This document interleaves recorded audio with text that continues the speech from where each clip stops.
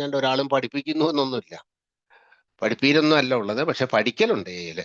അതിനുവേണ്ടി നമുക്ക് എന്ത് വേണമെങ്കിലും ചെയ്യാം, ഏത് മാർഗം വേണമെങ്കിലും സ്വീകരിക്കാം. നമുക്ക് അറിവില്ലാത്ത കാര്യങ്ങൾ അന്വേഷിച്ചറിയാവുന്നത് എപ്പോഴും ഉചിതം തന്നെയാണ്. അപ്പൊ അതുകൊണ്ട് ആ ഒരു വിഷയം ജ്വാല ചെയ്യുന്ന അങ്ങനത്തെ ഒരു രീതി, അതായാലും ഇത്രയും കാലമായിട്ട് എല്ലാ ദിവസവും വ്യത്യസ്തമായ ഓരോ വിഷയങ്ങൾ കൊണ്ടുവന്ന് അതിനകത്ത് ഓരോരുത്തരുടെയും അനുഭവങ്ങളായിട്ട് പറയുന്ന കാര്യങ്ങൾ, ചിലത് അനുഭവങ്ങളായിട്ടും ചിലത് അതിനെക്കുറിച്ചുള്ള ഒരു ഒരു തിയറി പോലെയും പറയുന്ന ഒക്കെ ഉണ്ട്. അപ്പൊ ഇതെല്ലാം ചേർന്നിട്ടുള്ളത് കൂട്ടായ്മയിലാണ്. ഇന്നത്തെ നമ്മുടെ വിഷയത്തിന്റെ ആത്മീയ തത്വവും അത് തന്നെയാണ്, കൂട്ടായ്മ എന്നുള്ളത് തന്നെയാണ്, ഫെലോഷിപ്പാണ്. എട്ടാമത്തെ പാരമ്പര്യത്തിന്റെ നമ്മൾ സാധാരണ കഴിഞ്ഞ പ്രാവശ്യം വരെ ഏഴാമത്തെ പാരമ്പര്യം പറഞ്ഞു. ഉത്തരവാദിത്വം എന്നുള്ളായിരുന്നു ഏഴാമത്തെ പാരമ്പര്യം. ഇപ്രാവശ്യം അത് എട്ടാമത്തെ പാരമ്പര്യം കൂട്ടായ്മ എന്നുള്ളതാണ്. അപ്പൊ അതുകൊണ്ട് ഈ കൂട്ടായ്മയിലായിരിക്കുകയും കൂട്ടായ്മയുടെ ബലം കൊണ്ട് മാത്രം നിലനിൽക്കുന്ന ആൾക്കാരുമാണ്. അത് ആ പഠിച്ച പാഠം നമ്മളുടെ ജീവിതത്തിന്റെ പല ഭാഗങ്ങളിലേക്കും പകർത്തി 12-ാം പടിയുടെ ഭാഗമായിക്കൊണ്ട് ഈ തത്വങ്ങൾ ഞങ്ങൾ എല്ലാ വ്യവഹാരങ്ങളിലും പാലിച്ചു എന്ന് പറഞ്ഞുകൊണ്ട് നമ്മൾക്ക് കൂട്ടായ്മയിൽ കൂടി കിട്ടിയ അനുഭവവും ശക്തിയും പ്രതീക്ഷയും നമ്മൾ നമ്മുടെ ജീവിതത്തിൽ നടപ്പിലാക്കാൻ ശ്രമിച്ചു. അതില് ഒരളവോളം വിജയിക്കുന്നുണ്ട്. ചിലതൊക്കെ നമ്മൾക്ക് തെറ്റിപ്പോകുന്നുണ്ട്. അതിൽ നിന്ന് വീണ്ടും തെറ്റിതിരുത്തിക്കൊണ്ട് വീണ്ടും അതിനുള്ള പരിശ്രമം തുടർന്നുകൊണ്ടിരിക്കുന്നു. അതുകൊണ്ട് തന്നെ നമ്മൾക്ക് കുറേ കാര്യങ്ങളിൽ വീണ്ടും വീണ്ടും പുരോഗതി തന്നെയാണ് ഉണ്ടാകുന്നത്. അല്ലാതെ ഇതിനകത്ത് പരാജയപ്പെടുക വളരെ വിരളം തന്നെയാണ്. കുറച്ചെങ്കിലും അല്പമെങ്കിലും അതിനകത്ത് മുന്നേറ്റം ഉണ്ടാകുന്ന തന്നെയുള്ളൂ. അപ്പം തീർത്തും പരാജയമാണ്, തീർത്തും തോൽവിയാണ്, മുഴുവൻ തെറ്റുകളാണെന്ന് ഇന്നേക്ക് കഴിഞ്ഞ ദിവസം ഒരു മെസ്സേജ് കണ്ടു. എല്ലാ കാര്യത്തിലും തോറ്റു എന്ന് പറയുന്നവര് ഒന്നും ചെയ്യാത്തവരാണ്. അവര് മാത്രമേ ഉള്ളൂ അങ്ങനെ പറയുന്നത്. അല്ലെങ്കിൽ അവർക്ക് എന്തെങ്കിലും ചെയ്തവർക്ക് അതിൻ്റെതായ എന്തെങ്കിലും ഗുണങ്ങൾ കിട്ടിയിരിക്കും, അല്ലാണ്ടിരിക്കുക എന്തെങ്കിലും ഗുണങ്ങൾ കിട്ടും. പക്ഷെ ഒന്നും ചെയ്യാത്തവർക്കാണ് ഒരു ഗുണവും കിട്ടിയില്ല എന്ന് പറയുന്നത്. അല്ലെങ്കിൽ ഞാനൊരു പരാജയമാണെന്ന് സ്വയം വിലയിരുത്തുകയൊക്കെ ചെയ്യുന്നത്. അതിപ്പം ഏതൊക്കെ തരത്തിലാണെങ്കിലും എന്തുകൊണ്ടും നമ്മൾ മറ്റുള്ളവരെ കഴിഞ്ഞ് മോശമാണെന്ന് ചിന്തിക്കുന്ന അവസ്ഥയിലേക്ക് എത്തുന്നു. അപ്പൊ ഏതായാലും ആൽക്കഹോളിക്സ് അനോണിമസിന്റെ കൂട്ടായ്മയിൽ വന്നിട്ട് നമ്മൾ കൂട്ടായ്മയുടേതായ കുറെ ബാലപാഠങ്ങൾ പഠിച്ചെടുക്കുകയാണ്. ഒരു കൂട്ടായ്മ ഉണ്ടാക്കുന്നത് എങ്ങനെയാണെന്നും കൂട്ടായ്മയിൽ എങ്ങനെ പെരുമാറണമെന്നും അതിൽ നിന്ന് എങ്ങനെ ഗുണഫലങ്ങൾ കൊയ്തെടുക്കണമെന്നും ഉള്ള ഒരറിവ് അത് ഈ കൂട്ടായ്മയിൽ കൂടെയുള്ള നിരന്തരമായ സമ്പർക്കത്തിൽ കൂടെയും സഞ്ചാരത്തിൽ കൂടിയും മാത്രമേ സാധിക്കുകയുള്ളൂ. അങ്ങനെ ചെയ്തവരാരും പരാജയപ്പെട്ടിട്ടുമില്ല. നമ്മളെ കൂട്ടായ്മയുടെ ഒരു അടിസ്ഥാന തത്വം തന്നെ എവിടുന്നാണ്? നമ്മൾ മറ്റെല്ലാ പ്രസ്ഥാനവും ലോകത്തുണ്ടായതെല്ലാം ഒന്നിൽ നിന്നാണെങ്കിൽ നമ്മൾ മാത്രം രണ്ടിൽ നിന്നാണ് തുടങ്ങിയത്. ഒന്നാമത്തെ ആള് കുടി നിർത്തിയപ്പോൾ ആൽക്കഹോളിക്സ് അനോണിമസ് ഉണ്ടായില്ല. അങ്ങനെ ആയിരുന്നെങ്കിൽ ബിൽ കുടി നിർത്തിയ 1934 ഡിസംബർ 11 ആൽക്കഹോളിക്സ് അനോണിമസ് ഉണ്ടായില്ല. 6 മാസങ്ങൾക്ക് ശേഷം 1935 ജൂൺ 10 ആൽക്കഹോളിക്സ് അനോണിമസ് രൂപപ്പെട്ട. അന്നും ആൽക്കഹോളിക്സ് അനോണിമസ് എന്നുള്ള പേരിട്ടുകൊണ്ട് ഒരു പ്രസ്ഥാനം തുടങ്ങുകയല്ല ചെയ്തത്. രണ്ടുപേരും ഒരുമിച്ച് കൂടിക്കൊണ്ട് അവരുടെ അനുഭവങ്ങൾ പരസ്പരം പങ്കുവച്ചതാണ്. അതിൽ നിന്നാണ് അവർക്ക് ശക്തി കിട്ടിയതും പ്രതീക്ഷ കിട്ടിയതും. രണ്ടാമത്തെ ആളെ കുടിയിൽ നിന്ന് മാറ്റി നിർത്താനുള്ള ശക്തി കിട്ടിയത് അവിടുന്നാണ്. അത് തുടർന്നുകൊണ്ട് പോയപ്പോഴാണ് പിന്നീട് ആ കൂട്ടായ്മ വലുതാകുകയും അന്ന് തുടങ്ങിയ ആ പ്രസ്ഥാനം ആൽക്കഹോളിക്സ് അനോണിമസ് എന്നുള്ള പേരിൽ അറിയപ്പെടാനും തുടങ്ങിയത്. അതിനു മുമ്പിൽ ആ പേരില്ലായിരുന്നു. അപ്പം രണ്ടുപേര് ഒരുമിച്ച് കൂടിയപ്പോൾ, അല്ലെങ്കിൽ ഒന്നിൽ കൂടുതൽ ആൾക്കാർ കൂടിയപ്പോൾ ആണ് നമ്മൾക്ക് ബലവും ശക്തിയൊക്കെ വന്നത്. എന്നും അങ്ങനെ തന്നെയാണല്ലോ. ഒന്നിൽ കൂടുതൽ ആൾക്കാരുണ്ട്, എണ്ണത്തിൽ തന്നെ നമുക്ക് ശക്തിയുണ്ട്, ബലമുണ്ട്. എണ്ണം കൂടുമ്പോഴാണ് പറ്റുന്നത് അതിൽ നിന്ന് രക്ഷപ്പെടാനുള്ള അവസരം, അല്ലെങ്കിൽ ഏത് വലിയ പ്രശ്നത്തെയും അതിജീവിക്കാനുള്ള അഭിപ്രായങ്ങൾ ഉണ്ടാകും. ഇപ്പൊ നമ്മളൊരു ബലപരീക്ഷണം എന്ന് പറയുന്നുണ്ട്, ഒരു കയറിന്റെ ബലമോ അല്ലെങ്കിൽ ഒരു കമ്പിയുടെ ബലമോ അല്ലെങ്കിൽ വടിയുടെ ബലം പോലെയല്ല. നമ്മളെ കൂട്ടായ്മയിൽ ഉണ്ടാകുമ്പോൾ ഒരു അഭിപ്രായത്തിന്റെ ബലമുണ്ട്, അല്ലെങ്കിൽ നല്ല അഭിപ്രായം രൂപീകരിക്കുന്നുണ്ട്. അത് നമ്മുടെ നല്ല പ്രവൃത്തികൾക്ക് വേണ്ടി അത് കാരണമാകും. അവിടെയൊക്കെ ഈ കൂട്ടായ്മയുടെ ബലം നമുക്ക് വളരെയധികം ഗുണം കിട്ടുന്നുണ്ട്. ഇപ്പം എട്ടാമത്തെ പാരമ്പര്യത്തെ നമ്മൾ പറയുമ്പോൾ അതിന്റെ എന്താണ്? പ്രവർത്തനങ്ങൾക്ക് പ്രതിഫലം സ്വീകരിക്കുന്നില്ല, പക്ഷേ സേവന കേന്ദ്രങ്ങൾക്ക് പ്രത്യേക ശമ്പളക്കാരെ നിയമിക്കാം എന്നുള്ളതാണ്. അവിടെ എന്തായാലും നമ്മുടെ കൂട്ടായ്മ നിലനിൽക്കുന്നതിന് വേണ്ടിയിട്ട് ചില ചിട്ടവട്ടങ്ങളുണ്ട്. രണ്ടാമത്തെ പാരമ്പര്യത്തിന് അങ്ങനെയൊന്നും പറയുന്നില്ലേ? നമ്മുടെ ഗ്രൂപ്പിന്റെ നടപടിക്രമങ്ങൾക്ക് ഒരേ ഒരു പരമാധികാരിയാണ്. അപ്പൊ എന്ന് വെച്ചാൽ നമ്മുടെ കൂട്ടായ്മയ്ക്ക്, നമ്മുടെ ഗ്രൂപ്പിന് ചില നടപടിക്രമങ്ങൾ ഉണ്ട് എന്നല്ലേ. അല്ലാണ്ട് പലരും പറഞ്ഞിട്ടുണ്ട് അല്ലേ അതങ്ങ് നടന്നോളൊന്നും. ഇല്ല, നടക്കില്ല. അങ്ങനെ അങ്ങ് നടക്കാൻ പറ്റില്ല. അത് കാരണം ഒരു സംഘത്തിനും അതിനൊരു പ്ലാനോ പദ്ധതിയോ ഇല്ലാതെ ഒരു സംഘത്തിനും പോകാൻ പറ്റില്ല. അപ്പൊ അതിന് നടപടിക്രമങ്ങളുണ്ട്, പക്ഷെ അത് സാധാരണ പൊതു സമൂഹത്തിൽ കാണുന്ന നടപടിക്രമങ്ങളല്ല. ഇവിടെ അധികാര ശ്രേണിയില്ല, ഒരു നേതാവില്ല, കുറച്ചു പേര് അണികളും മറ്റു കുറച്ച് നേതാക്കന്മാരും, അവര് എന്താ ആ പറഞ്ഞ പോലെ മേലേക്കുള്ള ഇല്ല, കീഴേക്കാ പോകുന്നത്. നടപടിക്രമങ്ങൾ ഉണ്ടെങ്കിലും ആ നടപടിക്രമങ്ങൾ സാധാരണ പൊതുസമൂഹത്തിൽ കാണുന്നതിൽ നിന്നും വ്യത്യസ്തമായ രീതിയിലുള്ള ചില നടപടിക്രമങ്ങളാണുള്ളത്. ആൽക്കഹോളിക്സ് അനോണിമസ് അങ്ങനെയാണ് പ്രവർത്തിക്കുന്നത്. അപ്പം നടപടിക്രമങ്ങളുണ്ട്, ചില രീതികളുണ്ട്. ഇവിടെ ഒത്തൊരുമയുടെ ഒരു ഭാഗമുണ്ട്. ഒത്തൊരുമയുടെ ഭാഗത്ത് നിൽക്കുമ്പോൾ ഈ നടപടിക്രമങ്ങള് ഇതിനകത്തുണ്ട്. അധികാര ശ്രേണി എന്ന് പറഞ്ഞാൽ നമ്മൾ ആ സാധാരണഗതിയിലുള്ള അധികാരമല്ല ഉപയോഗിക്കുന്നത്. ഇവിടെ പരമാധികാരി നമ്മൾ മനസ്സിലാക്കുന്ന ദൈവം, അല്ലെങ്കിൽ ഗ്രൂപ്പിന്റെ മനസാക്ഷിയിൽ കൂടെ പ്രതിഫലിക്കുന്ന ദൈവം. ഗ്രൂപ്പിന്റെ മനസാക്ഷിയിൽ പ്രതിഫലിക്കാൻ നമ്മളെ പൊതുവായ അഭിപ്രായ ഐക്യത്തിൽ നിന്ന് വരുന്നതേ ഉള്ളൂ. അല്ലാതെ ഒരു നേതാവിന്റെ തലയിൽ ഉദിച്ച ഒരാശയമല്ല. അതുകൊണ്ട് തന്നെ ഇതിനകത്തെ അഭിപ്രായ ഐക്യത്തിൽ കൂടി എടുത്ത തീരുമാനങ്ങളൊന്നും ഇതിനകത്ത് പാളിയിട്ടില്ല. ആൽക്കഹോളിക്സ് അനോണിമസിന്റെ നടപടിക്രമങ്ങളിലും ഗ്രൂപ്പിന്റെ പ്രവർത്തനങ്ങളിലും ഒക്കെ പാളിച്ചകളും വീഴ്ചകളും അബദ്ധങ്ങളും ഇഷ്ടം പോലെയുള്ള ആരോപണങ്ങളും ഒക്കെ ഉണ്ടായിട്ടുണ്ടല്ലോ. അവിടെയൊക്കെ എവിടെയാണ് കൂട്ടായ്മയുടെ മനസാക്ഷിയിൽ കൂടി എടുത്തതല്ലാത്ത തീരുമാനങ്ങൾ നടപ്പിൽ വരുന്നപ്പോഴാണ് ഇതൊക്കെ ഉണ്ടായത്. കൂട്ടായ്മയുടെ മനസാക്ഷിയിൽ കൂടെ തീരുമാനം എടുക്കുകയായിരുന്നെങ്കിൽ ഒരു കാലത്തും പ്രശ്നങ്ങൾ ഉണ്ടാകരുത്. അതൊക്കെ എല്ലാ കൂട്ടത്തിനും എല്ലാ സംഘത്തിനുമുള്ള ആ പ്രശ്നങ്ങള് ഇതിൻ്റെ അകത്തും ഉണ്ടായിരുന്നു. പക്ഷെ ഇവിടെ ഒരു കൂട്ടായ്മ എന്ന് പറയുമ്പോൾ, അല്ലെങ്കിൽ ഒരു സംഘം എന്ന് പറയുമെങ്കിൽ, അത് ഒരുമിച്ച് പ്രവർത്തിക്കണമെങ്കിൽ ഒരുപാട് കാര്യങ്ങളുടെ ആവശ്യമുണ്ട്. ആൽക്കഹോളിക്സ് അനോണിമസിൽ ഒരേ തരത്തിലുള്ള പ്രശ്നങ്ങൾ, നമ്മുടെ ബിഗ് ബുക്കിൽ ആ ഒരു കാര്യം പറഞ്ഞല്ലോ, കപ്പൽ ഛേദം വന്നപ്പോൾ ഒരു ചെറിയ ചങ്ങാടത്തിൽ കയറി പറ്റിയ ആൾക്കാരെ പോലെയാണ് നമ്മൾ. അതിനകത്ത് കപ്പിത്താൻ മുതൽ ഡെക്ക് ബോയ് വരെ ഉള്ളവരൊന്നും പിന്നീട് തർക്കിച്ചില്ല. അവര് രക്ഷപ്പെടാൻ വേണ്ടിയിട്ട് കര ഇന്നത സ്ഥലത്തായിരിക്കും എന്ന് ആലോചിച്ചുകൊണ്ട് അങ്ങോട്ടേക്ക് തുഴയുകയാണ് ചെയ്തത്. അതിൽ തർക്കം വന്നു കഴിഞ്ഞിട്ടുണ്ടെങ്കിൽ ഒരിക്കലും ഒരു കൂട്ടായ്മയും മുന്നോട്ട് പോവില്ല. പക്ഷെ ഇവിടെ ആ ഒരു ഉദാഹരണത്തിനകത്തുള്ള അതിന്റെ അവസാന ഭാഗത്തിലാണ് നമ്മൾ വളരെ വ്യത്യാസപ്പെട്ട് നിൽക്കുന്നത്. കപ്പൽ ഛേദം വന്നവര് അവര് എവിടുന്നെങ്കിലും എത്രയെങ്കിലും കാലങ്ങൾക്ക് ശേഷമായിരിക്കും തുഴഞ്ഞ് കരയിൽ കയറുകയും അവരവരും ഓരോരുത്തരുടെ വഴിയെ പോവുകയും ചെയ്യുന്നു, പിരിഞ്ഞു പോകുന്നു. പക്ഷെ നമ്മൾ ഒരിക്കലും മദ്യാസക്തി എന്ന് പറയുന്ന ആ ആഴക്കടലിൽ നിന്ന് കര കയറുന്നില്ല എന്നുള്ളതാണ്. മദ്യാസക്തി സ്ഥിര രോഗമായതുകൊണ്ട് നമ്മൾ തുഴച്ചിൽ തന്നെയാണ്. മദ്യാസക്തിയിൽ നിന്ന് രക്ഷപ്പെടാനുള്ള ബാക്കിയുള്ള കാര്യങ്ങളിലൊക്കെ നമുക്ക് കരകയറാൻ കഴിയും. പക്ഷെ മദ്യാസക്തിയിൽ നിന്ന് രക്ഷപ്പെടാനുള്ള നമ്മുടെ ശ്രമം നമ്മൾ അതുകൊണ്ട് തന്നെ ആയുസ്സുള്ളിടത്തോളം കാലം നമ്മൾ ശ്രമിച്ചുകൊണ്ടേയിരിക്കണം. അതുകൊണ്ട് തന്നെ ഈ പറഞ്ഞ കപ്പിത്താൻ മുതൽ അതിനകത്തെ ക്ലീനിങ്ങുകാരൻ വരെയുള്ളവരുടെ ഇടയിൽ അഭിപ്രായ ഐക്യം ഉണ്ടായിരിക്കണം. നമ്മൾ ഒരിക്കലും കരയ്ക്ക് എത്തുന്നില്ല എന്നുള്ള വാസ്തവം ഉള്ളത് കൊണ്ട്. മദ്യാസക്തി എന്ന് പറയുന്ന അത്രയും അപകടകരമായിട്ടുള്ള ആ ആഴക്കടലിൽ കിടന്ന് നമ്മൾ കൈകാലിട്ട് അടിക്കേണ്ടി വരും. അതുകൊണ്ട് കിട്ടിയ ചങ്ങാടത്തിലോ പൊങ്ങുതടിയിലോ വള്ളത്തിലോ കയറി രക്ഷപ്പെടാൻ അങ്ങോട്ടും ഇങ്ങോട്ടും തർക്കിക്കാതെ. അപ്പൊ ഈ തർക്കിക്കാതിരിക്കലാണ് നമ്മളുടെ കൂട്ടായ്മ എന്ന് പറയുന്ന ആ ആശയത്തിന്റെ ഏറ്റവും വലിയ അടിസ്ഥാന തത്വം. ഒത്തൊരുമ, അഭിപ്രായ ഭിന്നതകളില്ല എന്ന് പറഞ്ഞാൽ, അഭിപ്രായ ഭിന്നതകൾ ഉണ്ടാകുമ്പോഴാണല്ലോ നല്ല അഭിപ്രായങ്ങൾ വരുന്നത്. ഒരു കൂട്ടായ്മ എന്ന് പറഞ്ഞാൽ അവിടെ അഭിപ്രായ ഭിന്നതകൾ ഉണ്ടാകുകയില്ല എന്ന് ഒരിക്കലും അതിനകത്ത് പറഞ്ഞിട്ടില്ല. അഭിപ്രായ ഭിന്നതകൾ ഉണ്ടാവണം, എങ്കിലല്ലേ അതിനകത്തൊരു നല്ല അഭിപ്രായമോ അല്ലെങ്കിൽ നമ്മൾ കണ്ടെത്തിയ ഒരു തീരുമാനത്തെ തിരുത്തേണ്ട ആവശ്യമുണ്ടെങ്കിൽ അത് തിരുത്താൻ പറ്റുള്ളൂ. അല്ലാണ്ട് എല്ലാവരും കൂടെ മിണ്ടാതെ കൈയടിച്ചു പാസ്സാക്കി കഴിഞ്ഞാൽ ചിലപ്പോൾ അതിനകത്തൊരു തെറ്റുണ്ടെങ്കിൽ ആരാ അറിയുന്നത്? അപ്പൊ അതിനകത്തൊരു മാറ്റം വരുത്തണമെങ്കിലോ അല്ലെങ്കിൽ വീണ്ടും ഒരു പുനർചിന്തനത്തിന്റെ ആവശ്യമോ വേണമെന്നുണ്ടെങ്കിൽ തീർച്ചയായിട്ടും മറ്റൊരു അഭിപ്രായം ഉണ്ടാവണം. അത് നല്ലതാണ്.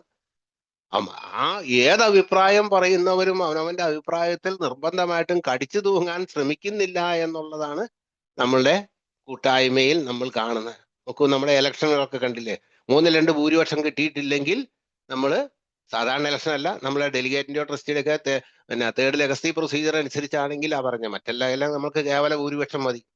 അവിടെ നോക്ക്, ആരും പിന്നെ തർക്കിക്കാതെ അവിടെ നിന്ന് പിരിയല്ലേ ചെയ്യുന്നത്.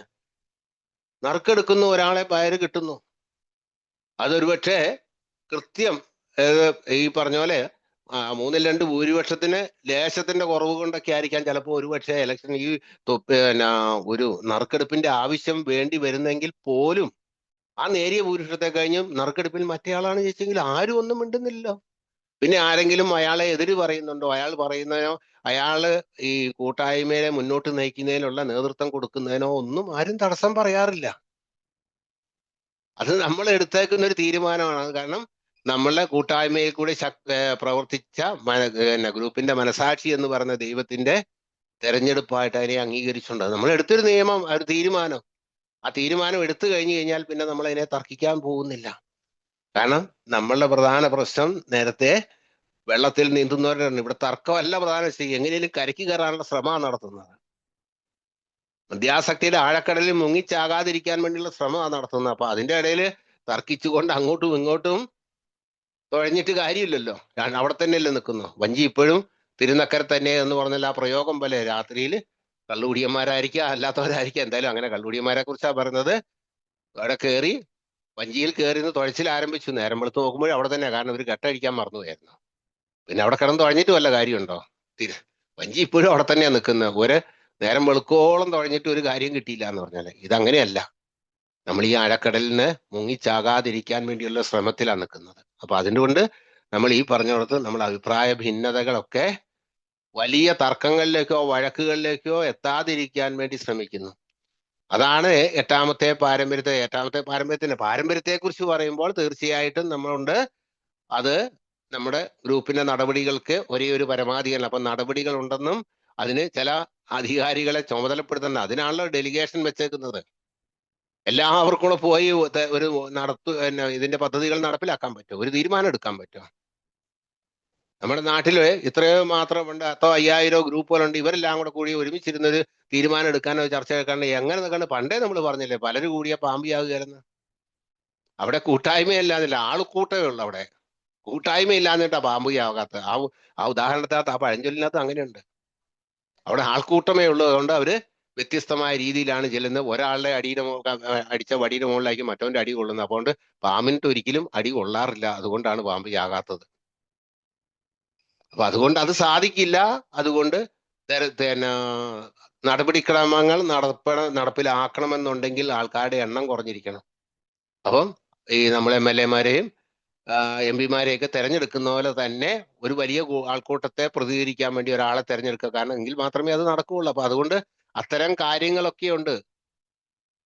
പക്ഷേ ഇവിടെ സേവന കേന്ദ്രങ്ങൾക്ക് പ്രത്യേക ശമ്പളക്കാരെ നിയമിക്കാം എന്ന് പറഞ്ഞത് രണ്ടും രണ്ടാണ്. നമ്മൾ 12ാം പടിക്ക് ഉള്ള പ്രവർത്തനവും അല്ലെങ്കിൽ ഈ പറഞ്ഞ പോലെ നമ്മൾ ഡെലിഗേറ്റുകളെ പറഞ്ഞു വിടുന്നത്. ഡെലിഗേറ്റ് എന്ന് പറഞ്ഞാൽ IGR-ഉം GSR-ഉം തൊട്ടോ എല്ലാവരും ഡെലിഗേറ്റുകൾ തന്നെയാണ്. അല്ലാണ്ട് പിന്നെ ബോംബെയിലേക്ക് പോകുന്ന GSO-യിലേക്ക് പോകുന്ന ആൾക്കാർ മാത്രമല്ല.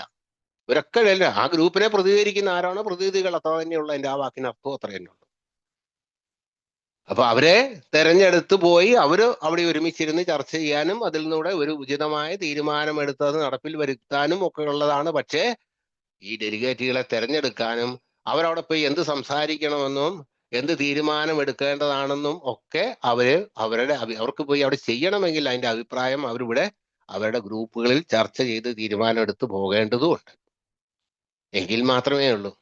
അപ്പൊ പക്ഷേ അതിന് നമ്മൾ പ്രതിഫലം മേടിക്കുന്നില്ല. 12ാം പടിക്കും പ്രതിഫലം മേടിക്കുന്നില്ല. മേടിക്കാനും പാടില്ല. ഏതെങ്കിലും ഒരാളുടെ അടുത്ത് ചെന്ന് എയെ കുറിച്ച് പറഞ്ഞു, മീറ്റിങ്ങിനെ കുറിച്ച് പറഞ്ഞു, അതിന്റെ റിക്കവറി പ്രോഗ്രാമിനെ കുറിച്ചൊക്കെ പറഞ്ഞ് അയാളെ രക്ഷപ്പെടുത്താനുള്ള ശ്രമം നടത്തി കഴിഞ്ഞാൽ പോരാൻ നേരത്ത് ഒരു 500 രൂപ വേണം അല്ലെങ്കിൽ 1000 രൂപ വേണമെന്ന് പറഞ്ഞ് മേടിച്ച് പോക്കറ്റിൽ ഇടുവോ അല്ലെങ്കിൽ അതിന്റെ റെസീറ്റ് കൊടുത്തിട്ടാണെങ്കിൽ പോലും അത് ചെയ്യുന്നില്ല. കാരണം അങ്ങനെ പ്രതിഫലം മേടിച്ചാൽ എയുടെ ഭാഷയിൽ പറയുമ്പോൾ ആ പ്രതിഫലം കഴിഞ്ഞു കഴിഞ്ഞിട്ടുണ്ടെങ്കിൽ അങ്ങനെ മേടിച്ചു കഴിഞ്ഞാൽ ദൈവത്തിന്റെ പ്രതിഫലം പിന്നെ നിങ്ങൾക്കില്ല എന്നാ. നിങ്ങൾ ഒരു പ്രതിഫലമേ കിട്ടുള്ളൂ. ആ പ്രതിഫലം നിങ്ങൾ മേടിച്ചു കഴിഞ്ഞിരിക്കുന്നു. മാത്രവുമല്ല ആ വ്യക്തിക്ക് നിങ്ങളോടുള്ള പിന്നെ ഒരു ബാധ്യതയും കടപ്പാടും ഇല്ല. നമുക്ക് പിന്നെ ഒരാളെ വിളിക്കാനും പോലും പറ്റില്ല. നമ്മളൊരു കാര്യം ചെയ്തു, അതിന്റെ പണവും വാങ്ങി, പ്രതിഫലവും പറ്റി, പിന്നെ നാളും ഞാനും അയാളും തമ്മിൽ ഒരു ബന്ധവും ഇല്ല. നമുക്ക് എന്താ നല്ല വരുന്നില്ല, സൗകര്യം ഉണ്ടേ വരാം, കാരണം എനിക്ക് തരാനുള്ളതിൽ തന്നു. പക്ഷെ അതല്ല, എന്റെ ഉത്തരവാദിത്വം ഞാൻ നിർവഹിച്ചു കഴിഞ്ഞിട്ടുണ്ടെങ്കിൽ അയാൾ എന്നോടുള്ള ആ പറഞ്ഞ കടമ നിർവഹിച്ചിട്ടില്ല. കാരണം അയാളുടെ ഭാഗത്തുനിന്ന് ചെയ്യാനുള്ള ഈ ബാക്കി കിടക്ക അയാൾക്ക് അത് വരണമെന്നൊരു തോന്നാനും അത് കാരണമാകും. അപ്പം 12ാം പടിക്ക് ഒരിക്കലും നമ്മൾ പ്രതിഫലം വാങ്ങുന്നില്ല. പക്ഷെ അതുകൊണ്ട് എയുടെ ഒരു കാര്യങ്ങൾ നടക്കുവോ? ഒരു ഓഫീസ് നടക്കുവോ? ഒരിക്കലും ഒരു ഓഫീസിന് നടക്കാൻ പറ്റില്ല. അതുകൊണ്ടാണ് അതിനാണ് പ്രതിഫലം വാങ്ങാമെന്നുള്ള പറയുന്നതും, ആ പ്രതിഫലം അതിന് ഉചിതമായ പ്രതിഫലം കൊടുക്കുകയും വേണം, അല്ലാണ്ട് എന്തെങ്കിലും കൊടുക്കുകയല്ല. ലോകത്തുള്ള എല്ലാ സ്ഥലങ്ങളിലും നമ്മളുടെ GSOയിലും അങ്ങനെ തന്നെയാണ്. അവിടെ എക്കാരും ഉണ്ട്, എക്കാരല്ലാത്തവരും ഉണ്ട്. AL-ആയി കഴിഞ്ഞിട്ടുണ്ടെങ്കിൽ അയാളുടെ ജീവിതത്തിന്റെ എല്ലാ കാര്യങ്ങളും വഴിമുട്ടിച്ചുകൊണ്ട് അതിന്റെ ഓഫീസിൽ വന്ന് കുത്തിരിക്കാൻ പറ്റുമോ? ടെലഫോൺ വെച്ചിട്ടുണ്ട്, ടെലഫോൺ ആൻസർ ചെയ്യാൻ വേണ്ടി അവിടെ നിൽക്കണം എന്നുണ്ടെങ്കിൽ അയാൾ ജോലി കളഞ്ഞിട്ട് അവിടെ വന്ന് നിൽക്കാൻ പറ്റും. രാവിലെ തൊട്ട് വൈകുന്നേരം വരെ AIക്ക് വേണ്ടി വോളണ്ടിയർ ആയിട്ട് ജോലി ചെയ്തുകൊണ്ടുണ്ടെങ്കിൽ വൈകുന്നേരം അവന്റെ വീട്ടിൽ എങ്ങനെയാ അരി മേടിക്കുന്നത്? എന്റെ വീട്ടുകാർ പറയല്ലേ, ഇത്രയും കാലം കള്ളുകൂടിയാന്നും പറഞ്ഞുകൊണ്ട് ഇവിടുന്ന് ഇറങ്ങി ഒരു നയാ പൈസ ഇല്ലാണ്ട് 4 കാലിൽ തിരിച്ചു വരുന്നു. ഇപ്പൊ 4 കാലിലൊന്നും അല്ല വരുന്നത്, പക്ഷെ കയ്യിൽ നയാ പൈസ ഇല്ല, പണിക്ക് പോവുകയാണ് തന്നെ. രാവിലെ തന്നെ ഇവിടുന്ന് അലക്കി തേച്ച് കുളിച്ച് ഇവിടുന്ന് ഇറങ്ങുന്നുമുണ്ട്. അതുകൊണ്ട് കാര്യമില്ലല്ലോ. അപ്പൊ അതുകൊണ്ട് അങ്ങനെ ഒരാളെ നമ്മൾ ഒരിക്കലും സ്വീകരിക്കുന്നില്ല. അവിടെയൊക്കെ ഈ പറഞ്ഞ പോലെ കൂട്ടായ്മ, അവിടെ എല്ലാവരെയും ഇതേപോലെ തന്നെ അവരുടെ ജോലിക്ക് ഉചിതമായ ശമ്പളം കൊടുത്തുകൊണ്ട്, അവർക്ക് പ്രതിഫലം കൊടുത്തുകൊണ്ട് തന്നെയാണ്. അല്ലെങ്കിൽ അങ്ങനെ ഒരു ഓഫീസിൽ നിൽക്കുന്ന ഒരാൾക്ക് അയാൾക്ക് തോന്നുമ്പോൾ ഒന്ന് തുറന്നാ പോരെ, തോന്നുമ്പോ അടച്ചിട്ട് പോകത്തില്ലേ? നമുക്ക് എങ്ങനെ അയാളെ ചോദ്യം ചെയ്യാൻ പറ്റുന്നത്? എനിക്ക് സൗകര്യം ഇല്ലായിരുന്നു പറഞ്ഞാൽ എന്ത് ചെയ്യും? അതേപോലെ ശമ്പളം കൊടുക്കുന്ന തൊഴിലാളിയോട് നമുക്ക് പറയാം, എന്തേ വരാഞ്ഞെന്ന് ചോദിക്കാം. എയുടെ ഓഫീസാണെങ്കിലും അതിന് ശമ്പളം കൊടുക്കുന്നുണ്ടെങ്കിൽ ശമ്പളം കൊടുക്കുന്ന ആരാണ്? ഗ്രൂപ്പുകളാണ്, അല്ലാണ്ട് അതിനൊരു മുതലാളി ഇല്ല. ഗ്രൂപ്പാണ്. അപ്പം മുതലാളി ഗ്രൂപ്പിന് ചോദ്യം ചെയ്യാം, എന്തുകൊണ്ട് വന്നില്ല? പറ്റുന്നില്ലേ? ഒക്കെ വേറൊരാളെ കണ്ടെത്താം. അവിടെ ഏകാരനായിക്കോണം നിർബന്ധമൊന്നുമില്ല, അല്ലാത്തവരും ചെയ്യുന്നില്ലേ? ഇഷ്ടം പോലെ ഉണ്ട്. നമ്മളെ GSO ഇന്ത്യയുടെ ഓഫീസിലും ഇഷ്ടം, അല്ലാതെ പിന്നെ ഏകാരല്ലാത്ത മദ്യപാനികളല്ലാത്തവരും അതിനകത്ത് ജോലിക്കാരുണ്ടല്ലോ. വേൾഡ് സർവീസിലാണെങ്കിലും ഇഷ്ടം പോലെയുണ്ട്. പകുതിയിൽ കൂടുതൽ അംഗങ്ങളും മദ്യപാനികളല്ലാത്തവരാണ്. പക്ഷെ അവിടെ ഓഫീസിൽ ചെന്നാൽ അവർ നമ്മളെ കാണുന്നതും നമ്മളെ സ്വീകരിക്കുന്നതും നമുക്ക് വേണ്ട സൗകര്യങ്ങൾ ചെയ്തു കൊടുക്കുന്നത് കണ്ടാൽ അവർ ഏക്കാരല്ല എന്ന് നമുക്ക് തോന്നില്ല. അവർക്ക് ആ ഫെലോഷിപ്പിനോടുള്ള എന്തുമാത്രം വലിയൊരു ആത്മാർത്ഥത എന്ന് പറയുന്നുണ്ടെങ്കിൽ, നോൺ ആൽക്കഹോളിക് ആയിട്ടുള്ള അവർ നമ്മൾ അവിടെ ചെന്ന് കഴിഞ്ഞാൽ നമ്മളെ സ്വീകരിക്കുന്ന ഒരു രീതിയുണ്ട്. അത്രമാത്രം സന്തോഷത്തോടു കൂടി തന്നെയാണ് അവർ നമ്മളെ സ്വീകരിക്കുന്നത്. അപ്പൊ അവര് ആ കൂട്ടായ്മയോട് കാണിക്കുന്ന ശമ്പളത്തിന്റെ മാത്രമല്ല, ലോകത്തിന് മുഴുവൻ നന്മ കൊണ്ടാക്കാൻ കഴിയുന്ന, അല്ലെ നന്മ കാട്ടിക്കൊടുക്കാൻ കഴിയുന്ന ഒരു കൂട്ടായ്മയുടെ ഭാഗമാണ് തങ്ങളും എന്ന് ഉള്ള ഒരറിവിൽ നിന്നാണ് അവർ അത്ര ഇരിക്കുന്നത്. അപ്പൊ മനോഹരമായ കൂട്ടായ്മയുടെ ഭാഗമാണ് അവരും. നമ്മളെ കൺസെപ്റ്റുകളിൽ പറയുന്ന പല കാര്യങ്ങളിനകത്തും ഇതുണ്ട്. അവർക്കൊക്കെ വോട്ടവകാശം കൂടെ ഉള്ള, നമ്മളെ കോൺഫറൻസിലെ വോട്ടവകാശമല്ല, പക്ഷെ അവിടെ ആ ഓഫീസിന്റെ കാര്യങ്ങളിൽ തീരുമാനം എടുക്കുന്നവർക്ക് അവർക്കും, അവരുടെ സ്പെഷ്യൽ കമ്മിറ്റികളിലും ഒക്കെ അവർക്ക് വോട്ടവകാശം ഉണ്ട്. അവിടുത്തെ ജീവനക്കാർക്ക് അവർക്കും വോട്ടവകാശത്തോടു കൂടി തന്നെ നിൽക്കുന്നത്, അല്ലാണ്ട് വെറുതെ അല്ല അവർക്ക് തന്നെ. അല്ലെങ്കിൽ പിന്നെ അവർക്ക് ആ ജോലി ചെയ്യുന്നിടത്തും അവർക്ക് അവിടെ അഭിപ്രായങ്ങൾ പറയുന്നിടത്തും യാതൊരു വിലയില്ലാണ്ടായി പോകല്ലേ. അപ്പൊ അവർക്ക് നന്നായിട്ട് ജോലി ചെയ്യാൻ വേണ്ടിയിട്ടാണ്. അപ്പൊ ഈ കൂട്ടത്തിന്റെ ഭാഗമാകുക എന്നുള്ളത് വളരെ പ്രധാനപ്പെട്ട ഒരു കാര്യം തന്നെയാണ്. കൂട്ടത്തിന്റെ ഭാഗമാകാൻ കഴിയണം. അപ്പൊ ആ കൂട്ടത്തിന്റെ ഭാഗമാകണമെന്നുണ്ടെങ്കിൽ ആ കൂട്ടം എങ്ങനെയായിരിക്കണമെന്ന് തന്നെ കണ്ടതും അതൊക്കെ നമുക്കൊരു തീരുമാനമാണ്. വിദഗ്ധരായ നമുക്ക് ആൾക്കാരെ നമ്മൾ തിരഞ്ഞെടുക്കും. പക്ഷെ വിദഗ്ധരായ ആൾക്കാരെല്ലാരും വിദഗ്ധരായ ഏക്കാരാണെന്ന് കണക്കൂട്ടലില്ല കേട്ടോ. വിദഗ്ധരായ ഏക്കാരാണ് പറയുന്നത്, അങ്ങനെയില്ല. ഏയിൽ അങ്ങനെ വിദഗ്ധരൊന്നുമില്ല, മോശക്കാരും ഇല്ല, എല്ലാവരും തുല്യര് തന്നെയാണ്. ആ കൂട്ടത്തിനകത്ത് എല്ലാവരും തുല്യരായിട്ട് നിൽക്കുന്നതാണ്, അല്ലാണ്ട് ഒന്നുമില്ല, വേറെ വ്യത്യാസമായിട്ടുള്ള ഒരു കാര്യമാണ്. അപ്പം അതുകൊണ്ടാണ് അത് വ്യത്യസ്തമായിരിക്കുന്നതും. അപ്പൊ ഇങ്ങനെ ഒരു കൂട്ടമായിട്ട് നിൽക്കാന് ഇഷ്ടം പോലെ ഇത്തരം തർക്കങ്ങളും കാര്യങ്ങളും GSO അല്ലെങ്കിൽ നമ്മുടെ ജനറൽ സർവീസ് കോൺഫറൻസിന്റെ ഭാഗമായി പ്രവർത്തിച്ചിട്ടുള്ള ഒരാളാണ് ഞാൻ. അതുകൊണ്ട് തന്നെ എനിക്കറിയാം അവിടെ പല പ്രാവശ്യമായിട്ടും, ഇപ്പോഴത്തെ കാര്യമല്ല, 15 വർഷം മുമ്പത്തെ കാര്യമാകുമ്പോൾ പല കാര്യങ്ങളും തർക്കം ഉണ്ടാകുകയും ഫയലെടുത്ത് മേശപ്പുറത്ത് ഇട്ടച്ച് ഒച്ചപ്പാടൊക്കെ ഇട്ടച്ച് പുറത്തുപോയി ചിലരൊക്കെ ഉണ്ട് സിഗരറ്റ് വലിക്കുന്നവരുണ്ട്, അല്ലെ ചായ കുടിക്കുന്നവരുണ്ട്, ചായ കുടിച്ച് നേരെ തിരിച്ചിങ്ങോട്ട് വരും. ആരും അവരെ കളിയാക്കാറില്ല. എന്തേ പോയില്ലേ, ഇങ്ങോട്ട് വരുന്ന എന്തിനാ പിന്നെ വന്നതെന്നോ മോശക്കാരാന്നല്ലേ ചില അഭിപ്രായമുണ്ട്. അവർക്ക് അവരുടേതായ വ്യക്തിപരമായിട്ടുള്ള തകരാറുകൾ ഉള്ളതുകൊണ്ട്. പക്ഷെ അവരൊക്കെ തിരിച്ചു വന്നിട്ട് ആദ്യം അവിടെ വന്ന സീറ്റിൽ ഇരിക്കുന്നതിന് മുമ്പേ തന്നെ പറയുന്നുണ്ട്, എല്ലാവരോടും ക്ഷമ ചോദിക്കും. അത്ഭുതത്തോടെ അത് കണ്ടു നിന്നിട്ടുണ്ട് ഞാൻ. അവരെല്ലാവരും ക്ഷമ ചോദിച്ചിട്ടാ ഈ കൂട്ടായ്മയുടെ അല്ലെങ്കിൽ അവിടെ ഇരുന്ന ആ കോൺഫറൻസിന്റെ ആ ടേബിളിന് വട്ടത്തിലിരിക്കുന്ന ആൾക്കാരുടെ അവരെ ബഹുമാനിക്കാതെ അവരുടെ ഇടയിൽ കയർത്ത് സംസാരിച്ചിട്ട് ഇറങ്ങിപ്പോയേന് അവരും ക്ഷമ ചോദിച്ചിട്ട് കയറിയിരിക്കുന്നത്. എത്ര പക്വതയുള്ളവരാണ്. നമുക്ക് അങ്ങനെ ആ അർത്ഥത്തിൽ എന്ന് വെച്ചാൽ പക്വതയുള്ളവരാണെങ്കിൽ ദേഷ്യം പിടിക്കാനോ ഫയലെടുത്ത് മേശപ്പുറത്ത് ഇട്ടേച്ച് പോകാനോ പാടില്ലല്ലോ എന്ന് നമുക്കറിയാം. എങ്കിൽ പോലും അവര് എല്ലാവരും 10ഉം 15ഉം വർഷവും ഒത്തിന് മേലേട്ട് സോബറിറ്റി ഉള്ളവരാണ്. അതിൻ്റെതായ ഗുണമുണ്ട്. പക്ഷെ വ്യക്തിപരമായിട്ടുള്ള അവരുടെ ചില പ്രത്യേകതകൾ ചില നേരത്ത് അവരിൽ തലപൊക്കി വരുന്നത് കൊണ്ടാണ് അങ്ങനെ വരുന്നത്. അപ്പം കൂട്ടായ്മയുടെ ഭാഗമാകണമെന്നുണ്ടെങ്കിൽ നമ്മൾ കുറെ കാര്യങ്ങൾ പഠിക്കണം. കൂട്ടായ്മയുടെ നല്ല ഏത് കൂട്ടായ്മയുടെ ഭാഗമാകണമെങ്കിൽ അല്ലെങ്കിൽ ഇപ്പം വാട്സാപ്പിൽ കൂടുന്നവരുണ്ട്, ഒന്ന് പറഞ്ഞ് രണ്ടാമത്തേന് എക്സിറ്റ് ആകുന്നവരുണ്ട്, അല്ലെങ്കിൽ മറ്റുള്ളവരെ ചീത്ത വിളിക്കുന്നവരുണ്ട്, അവർക്ക് പരിസരബോധം ഇല്ലാണ്ടൊക്കെ ചെയ്യുന്നവരുണ്ട്. അങ്ങനെയല്ല, ഇതിന്റെ അകത്ത് നിൽക്കുക എന്നുണ്ടെങ്കിൽ അത് നമ്മളുടെ നിത്യജീവിതത്തിൽ നമ്മളെ ഒരുപാട് കാര്യങ്ങൾ പരിശീലിക്കാനുള്ള ഒരു നല്ല പരിശീലന കളരി തന്നെയാണ്. ആൽക്കഹോളിക്സ് അനോണിമസിനെ അത് ഹൃദയത്തിൽ ഏറ്റിയവർക്ക് അവരെ സംബന്ധിച്ചിടത്തോളം നല്ല രസകരമായിട്ട് ജീവിതം മുന്നോട്ട് കൊണ്ടുപോകാനുള്ള ഒരുപാട് കാര്യങ്ങൾ നമുക്ക് പഠിച്ചെടുക്കാൻ പറ്റും. ഒരു കൂട്ടത്തിന്റെ ഭാഗമാവുമ്പോൾ നമ്മൾ എങ്ങനെ ആയിരിക്കണം എന്നുള്ളത്, നമ്മൾ എന്തെല്ലാം കാര്യങ്ങൾ ചെയ്യണമെന്നുള്ളത്, മറ്റുള്ളവരെ പരിഗണിക്കേണ്ട കാര്യമുണ്ട്, വിട്ടുവീഴ്ച കൊടുക്കേണ്ട കാര്യമുണ്ട്, ക്ഷമിക്കേണ്ട കാര്യമുണ്ട്, സ്നേഹിക്കേണ്ട കാര്യമുണ്ട്, മറ്റുള്ളവരെ കേൾക്കേണ്ട കാര്യമുണ്ട്. എങ്കിലേ ഒരു കൂട്ടത്തിന്റെ ഭാഗമാകാൻ കഴിയുള്ളൂ. ഒരു കൂട്ടത്തിന്റെ ഭാഗമാകണമെങ്കിൽ ഇതൊന്നും ഇല്ലാണ്ട് പറ്റുമോ?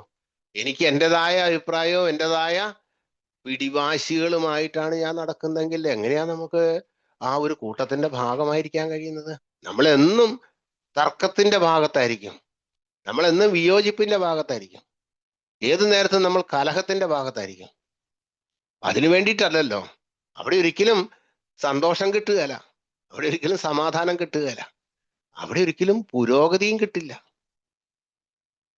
അങ്ങനെയാണ് ഭിന്നിച്ചു നിൽക്കുന്ന നഗരത്തിന് നിലനിൽക്കാൻ കഴിയില്ല എന്ന് പറയും. പണ്ട് കാലത്തെ എഴുതി വച്ചേക്കുന്നതാണ്, ഒരു മകൾ ഗ്രന്ഥത്തിലുള്ള ഒരു കാര്യമാണ്. ഭിന്നിച്ചു നിൽക്കുന്ന നഗരത്തിന് നിലനിൽക്കാൻ കഴിയില്ല എന്ന്. അവര് തമ്മിൽ ഭിന്നിച്ചാണെങ്കിൽ എങ്ങനെ അവരവരുടെ നഗരത്തെ പ്രതിരോധിച്ച് നിർത്തും? ശത്രുക്കളുടെ ആക്രമണത്തെ അവർക്ക് ചെറുക്കാൻ പറ്റും, ശത്രുക്കളെ അവർക്ക് തോൽപ്പിക്കാൻ പറ്റും, അവരുടെ നഗരത്തിന്റെ വലുപ്പം അവർക്ക് വിസ്തൃതി കൂട്ടാൻ പറ്റും ഭിന്നിച്ചാ നിൽക്കുന്നെങ്കിൽ. അവിടുത്തെ ഭരണകർത്താക്കളും പ്രജകളും തമ്മിൽ ഭിന്നിച്ചാ നിൽക്കുന്നെങ്കിൽ എന്താ സാധിക്കുക? ഭിന്നിപ്പുണ്ടായിട്ട് കണ്ടില്ലേ? നമുക്കിപ്പോ ആധുനിക കാലഘട്ടത്തിൽ തന്നെ കണ്ടില്ലേ, ഭരണാധികാരികൾക്കെതിരെ ജനങ്ങളുടെ വിപ്ലവം ഉണ്ടാകുന്നു, ഭരണാധികാരികളെ പുറത്താക്കുന്നു, ഭരണാധികളെ ഉന്മൂലനം ചെയ്തുകൊണ്ട് ഭരണം പിടിച്ചെടുക്കുന്നു തുടങ്ങിയിട്ടുള്ള എന്തെല്ലാം കാര്യങ്ങൾ നടക്കുന്നു. അപ്പൊ അവിടെ ഒരു ഭിന്നിപ്പുണ്ടായത് കൊണ്ടാ. അവിടെ ഭിന്നിപ്പുണ്ടാകാൻ കാരണം എന്താ? ഭരണാധികാരികൾ കൃത്യമായ രീതിയിൽ അത് ചെയ്യാതിരുന്നുകൊണ്ടാ. ഇതിന്റെ ഒരു ചെറിയ രൂപമല്ലേ നമ്മുടെ വീട്ടിൽ നടപ്പിലാക്കുന്നത്. അവിടെ നോക്കിയാൽ മതി. ഏകാധിപത്യം ഒന്നും ഒരിടത്തും വിജയിക്കില്ല, അതൊന്നും കാലാകാലം വിജയിച്ചിട്ടില്ല. ഇന്ന് വരെയും നമ്മളെ ചരിത്രത്തിൽ ഒരിടത്തും ഏകാധിപതി കാലാകാലം നിന്നിട്ടില്ല, ഒരിക്കലും നിന്നിട്ടില്ല, നിൽക്കാൻ പറ്റുകയില്ല. ഒരാശയത്തിന്റെ പുറത്ത് നിൽക്കുന്നവരാണെങ്കിൽ ഇന്ന് പല രാജ്യങ്ങളിലും ഒക്കെ ആ ആശയത്തിന്റെ പുറത്ത് അതിന്റെ ഒരു ഏകാധിപത്യത്തിൽ നിൽക്കുന്നുണ്ട്. പക്ഷെ വ്യക്തിയുടെ ഒരു ഏകാധിപത്യത്തിൽ നിൽക്കാൻ കഴിയുന്നില്ല. അപ്പൊ ഇവിടെ ആ കാര്യങ്ങളിലൊക്കെ നമുക്ക് ഉണ്ടാകണം. ഒരുമിച്ച് നിന്നിരിക്കാൻ നമ്മളിത് പെട്ടെന്ന് ഒരിടത്തുനിന്ന് അങ്ങോട്ട് ഉണ്ടാക്കിയെടുത്തൊരു കാര്യമൊന്നുമില്ല. നമുക്ക് വേറെ എങ്ങോട്ടും നോക്കണ്ട, പ്രകൃതിയിലേക്ക് നോക്കിയാൽ നമുക്ക് ഇതിന് ഇഷ്ടം പോലെ ഉദാഹരണങ്ങളില്ലേ, ഇഷ്ടം പോലെ ഉദാഹരണങ്ങളുണ്ട്. ജന്തുക്കളൊക്കെ അവര് എങ്ങനെയാണ് അവര് ശത്രുക്കളെ കീഴടക്കുന്നത്, എങ്ങനെയാണ് അവര് ഭക്ഷണം നേടുന്നത്, എല്ലാ തരത്തിലും ഒക്കെയാണ് അവയെ ഒരുമിച്ച് നിന്നുകൊണ്ടാ. ഒറ്റയ്ക്ക് നിന്നാൽ വളരെ ദുർബലരായിരിക്കുന്ന മൃഗങ്ങളൊക്കെ അവരുടെ ശത്രുക്കളെ, അതിശക്തന്മാരായ ശത്രുക്കളെ അവർ ഒരുമിച്ച് നിന്നുകൊണ്ട് നേരിടുന്നുണ്ട്, ഇല്ലേ? ഭക്ഷണം കഴിക്കാൻ വേണ്ടിയാണെങ്കിലും പ്രത്യേകിച്ച് ഇതാ സിംഹം പോലെയുള്ള ജീവികൾ കണ്ടില്ലേ, അതെങ്ങനെയാ അവർ ഇരയെ പിടിക്കുന്നത്? ചുറ്റുനിന്ന് വളഞ്ഞ് എത്രയോ ആൾക്കാർ അവർക്കെന്തോ സിഗ്നൽ സംവിധാനമുണ്ട്, അതെങ്ങനെയാണെന്ന് എനിക്ക് അറിയത്തില്ല, മനുഷ്യൻ ഇതുവരെ കണ്ടുപിടിച്ചിട്ടില്ല. എന്തായാലും അവർ തമ്മിൽ ഒരു ആശയവിനിമയം നടക്കുന്നുണ്ട്. ഒരു മൃഗക്കൂട്ടം വന്നിട്ടുണ്ടെങ്കിൽ അതിൽ ഒരെണ്ണത്തിനെ മാത്രമേ അവര് ഫോക്കസ് ചെയ്യുള്ളൂ. അല്ലാണ്ട് അതിനകത്തേക്ക് ഓടിച്ചു കയറി വാനാ വഴിക്ക് എല്ലാവരും കൂടെ ഓടി ഓരോരുത്തരുടെ വഴിക്ക് പോയി ആൾക്കും ഒന്നും കിട്ടുകയില്ല. കാരണം ഇവരെ കഴിഞ്ഞ് സ്പീഡ് കൂടിയവരാണ് ഈ പറഞ്ഞ മൃഗങ്ങളൊക്കെ. കാരണം അവനവന്റെ ഇവർക്കിപ്പം ഒരെണ്ണത്തെ കിട്ടിയില്ലേ വേറെണ്ണത്തെ പിടിക്കാന്നുണ്ട്. മറ്റവന് രക്ഷപ്പെടേണ്ട ആവശ്യം അത്യാവശ്യം വളരെ നിർബന്ധമാണ്. അതുകൊണ്ട് അവന് മരണവെപ്രാളത്തിൽ അവൻ ഓടും. അതുകൊണ്ട് മിക്കവാറും കിട്ടാതെ പോകും. പക്ഷെ ഇവർക്ക് ഇര കിട്ടുന്നതിനകം അതിശക്തന്മാരായിട്ടുള്ള ഈ പറഞ്ഞ കാട്ടുപോത്തുകളെയും വരെയും സിംഹങ്ങൾ വേട്ടയാടി പിടിക്കുന്നത് എന്താ? അവരെ കൊണ്ട് അവരെ ഒറ്റയ്ക്കാക്കിയിട്ടാണ് ചെയ്യുന്നത്. കാരണം അവർ ഒരുമിച്ച് കൂടും, കൃത്യമായ ഒരു ലക്ഷ്യത്തോടു കൂടി തന്നെ അവർ പ്രവർത്തിക്കുകയും ചെയ്തുകൊണ്ടാണ്. അതൊരു ഫെലോഷിപ്പ് തന്നെയാ, അതൊരു കൂട്ടായ്മയാ, അവരുടെ കൂട്ടായ്മയുടെ വിജയ. ഇത്രയും വലിയ കാട്ടുപോത്തിനെ പിടിക്കുന്ന സിംഹങ്ങളെ അവരുടെ ഇരയുടെ അടുത്തുനിന്ന് ഓടിച്ചിട്ട് ആ ഇരയെ തട്ടിയെടുക്കുന്ന ഹയനകളെ പോലെയുള്ള മൃഗങ്ങളില്ലേ, അവരെങ്ങനെയാ ചെയ്യുന്നത്? ഒരു ഹയനയ്ക്ക് അല്ലെ 10 ഹയനയ്ക്ക് സിംഹത്തിനെ വല്ലതും ചെയ്യാൻ പറ്റുമോ? പക്ഷേ അവർ സുഖമായിട്ട് സിംഹക്കൂട്ടങ്ങളെ ഓടിച്ച് അവര് പിടിച്ചെടുത്ത മൃഗങ്ങളെ ഇവര് കൊണ്ടുപോയി തിന്നുകയും ചെയ്യും. അതെങ്ങനെയാ? അതും അവരുടെ കൂട്ടായ്മയുടെ.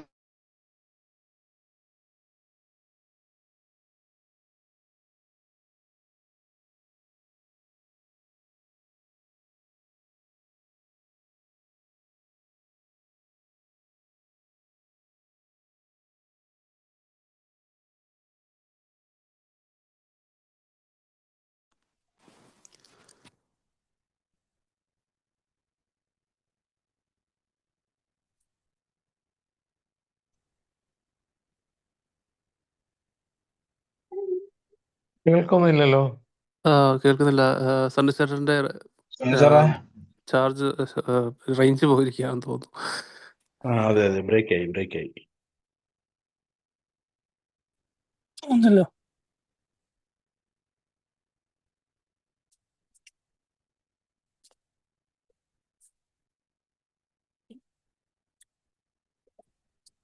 രാജേട്ട, സണ്ണി ചേട്ടൻ ഇപ്പം ഹലോ.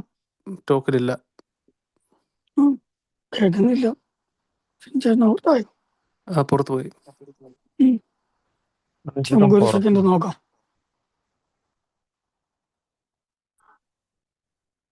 ചിലപ്പോ സണ്ണി അറിഞ്ഞിട്ടുണ്ടാവില്ല. ഒന്ന് ഫോണിൽ വിളിച്ചു നോക്കൂ ആരെങ്കിലും. വെയിറ്റ് ചെയ്ത് ചിലപ്പം തിരിച്ചു കയറും. ഒരു സെക്കൻഡ് നമുക്ക് നോക്കാം.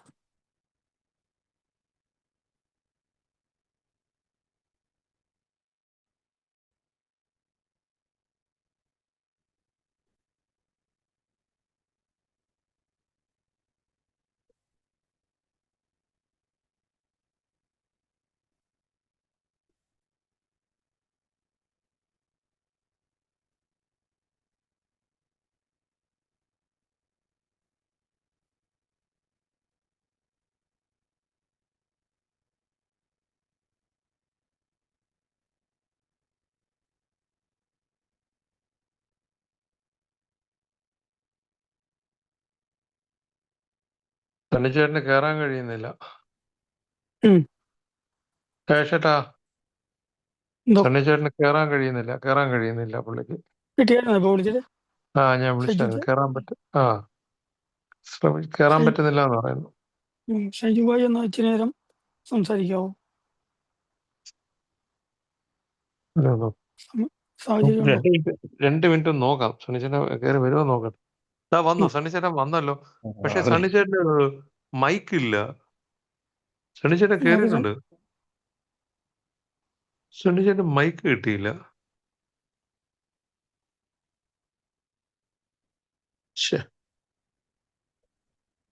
നല്ല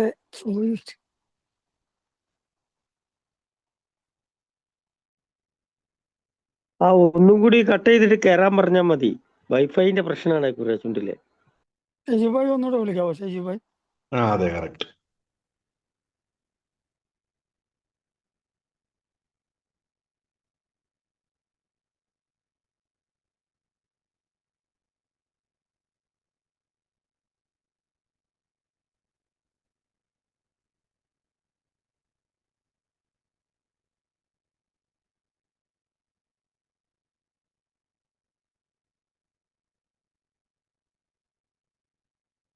ഒരു മൈക്ക് വന്നില്ല.